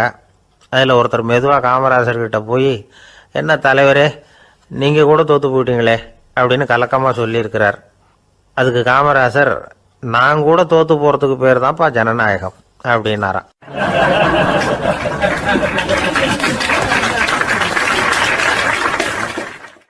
ஆஃபீஸில் வேலை பார்க்குற ஒருத்தர் வந்தார். பேசாமல் ஒரு 10 நாள் லீவு போட்டுடலாமா பார்க்குறேன் அப்படின்னார். ஏன்னு கேட்டோம். என்னுடைய மேலதிகாரி ஒரு முசுடு சார், அவர்கிட்ட வேலை பார்க்குறது ரொம்ப கஷ்டமாக இருக்குது அப்படின்னார். ஆஃபீஸில் வேலை பார்க்குறவங்கெல்லாம் ஒரு விஷயத்தை நல்லா ஞாபகத்தில் வச்சுக்கணும். மேலதிகாரிங்கிறவர் ஒரு பெரிய மகான் இல்லை, அவரும் ஒரு மானிட பிறவி தான். சராசரி மனுஷனுக்குள்ள பலம் பலவீனம் 2ம் அவருக்கும் உண்டு. அதனால் அவரை கொஞ்சம் அனுசரித்து போகிறதுக்கு பழகிறது தான் நல்லது. மேலதிகாரிகளில் பல வகை உண்டு. அதில் முக்கியமாக 3 வகை. அதில் ஒரு வகை எப்படி தெரியுமா? உங்களை ஒரு வேலை செய்கிற மெஷினாக மட்டுமே நினைக்கக்கூடிய வகை. இவங்கள்லாம் எப்படின்னா, எங்கேயாவது வெளியூர் போயிருந்தா கூட அங்கேருந்து ஃபோன் பண்ணுவாங்க, அந்த வேலை என்னாச்சு, இந்த வேலை என்னாச்சு அப்படின்னு. இவங்களுக்கெல்லாம் உங்கள் நலனை பற்றியோ உங்கள் குடும்பத்தை பற்றியோ அக்கறை இருக்காது. நீங்கள் சொல்கிற யோசனை எதுவும் இவங்ககிட்ட எடுபடாது. கொடுத்த வேலையை பாரு, நீ எனக்கு புத்தி சொல்ல வேணாம் அப்படிம்பாங்க. இவங்களை அனுசரித்து போகிறதுக்கு ஒரே வழி, இவங்க எதை சொன்னாலும் சரின்னு சொல்லிவிட்டு வேலையை கவனிக்க வேண்டியது தான். இவங்ககிட்ட வேற எந்த கேள்வியும் கேட்டுக்கிட்டு இருக்கக்கூடாது. ஆமாம் சாமி போடுறது கௌரவ குறைச்சல் இல்லை, அது ஒரு அலுவலக சௌகரியம், அவ்வளவுதான். இன்னொரு வகையான மேலதிகாரிகள் எப்படி தெரியுமா? இவங்கெல்லாம் ஆஃபீஸ் வேலையை பற்றி அதிகமாக கவலைப்பட்டுக்கிட்டு இருக்க மாட்டாங்க. தங்களுடைய சொந்த இமேஜ் பாதிக்கப்படக்கூடாதுங்கிறதுலையே கவனமாக இருப்பாங்க. இவங்கெல்லாம் அடிக்கடி உங்கள் நலனை விசாரிப்பாங்க. அதே மாதிரி நீங்களும் அவரை விசாரிக்கணும்னு எதிர்பார்ப்பாங்க. இந்த ரக அதிகாரிகளுக்கெல்லாம் புது வருட வாழ்த்து அனுப்பலாம், பிறந்தநாள் வாழ்த்து அனுப்பலாம். அவருக்கு எங்கேயாவது ஒரு பாராட்டு விழா நடந்தால் முதல் வரிசையில் போய் உட்காந்து உங்கள் முகத்தை காட்டலாம். ஆஃபீஸ் வேலையை மட்டுமே பார்க்குற பணியாளர்கள் இது மாதிரி அதிகாரிகள்கிட்ட நல்ல பேர் வாங்க முடியாது. இன்னொரு வகையான மேலதிகாரிகள் உண்டு. அவங்க எப்படின்னா, ஆஃபீஸ் வேலையை பற்றியும் கவலைப்பட மாட்டாங்க, தனக்கு கீழே வேலை பார்க்குறவங்கள பற்றியும் கவலைப்பட மாட்டாங்க. எக்காரணம் கொண்டும் தன்னுடைய பொசிஷனுக்கு ஆபத்து வந்துடக்கூடாதுன்னே நினைக்கக்கூடியவங்க இவங்க. இவங்களால கடுமையான வேலை செய்யவும் முடியாது, தீர்மானிக்கவும் முடியாது. எந்த முடிவையும் எடுக்காமல் அப்படியே தள்ளி போட்டுக்கிட்டே போடுவாங்க எல்லாத்தையும். இதனால் என்ன ஆகும்னா, இவருக்கு கீழே வேலை பார்க்குற உங்களுக்கு பொறுப்பு அதிகமாகிடும். இவங்ககிட்ட போய் பிரச்சனையை மட்டும் சொல்லி பிரயோஜனம் இல்லை, அதுக்கான முடிவுகளை நீங்களே சொல்லணும். அப்போ தான் இது மாதிரி அதிகாரிகள்கிட்ட நல்ல பேர் வாங்கலாம். அட்லீஸ்ட் கெட்ட பேர் வாங்காமலாவது காலம் தள்ளலாம். ஆஃபீஸில் வேலை பார்க்குறவங்க முக்கியமாக சில விஷயங்களை ஞாபகத்தில் வச்சுக்கணும். ஆஃபீஸில் நடக்கிற நல்லது கெட்டது எதுவாக இருந்தாலும் உடனடியாக மேலதிகாரிகிட்ட தெரிவிக்கிறது நல்லது. 3வது மனிதர் மூலமாக அதை அவர் தெரிஞ்சுக்கிறது அவ்வளவு நல்லதில்லை. எந்த மேல் அதிகாரியுமே தான் இந்த சர்பாஸ் செய்யப்படுறத விரும்புறதில்லை. அதனால் அவருக்கு தெரியாமல் மேலிடத்துக்கு மணி எழுதி போடக்கூடாது. அப்படி எழுதி போடுறவங்க சில பேர் இருக்கிறாங்க. நீங்களும் உங்கள் மேலதிகாரியும் தொழில் ரீதியாக ஒரே படிப்பு படித்தவராக இருக்கலாம்.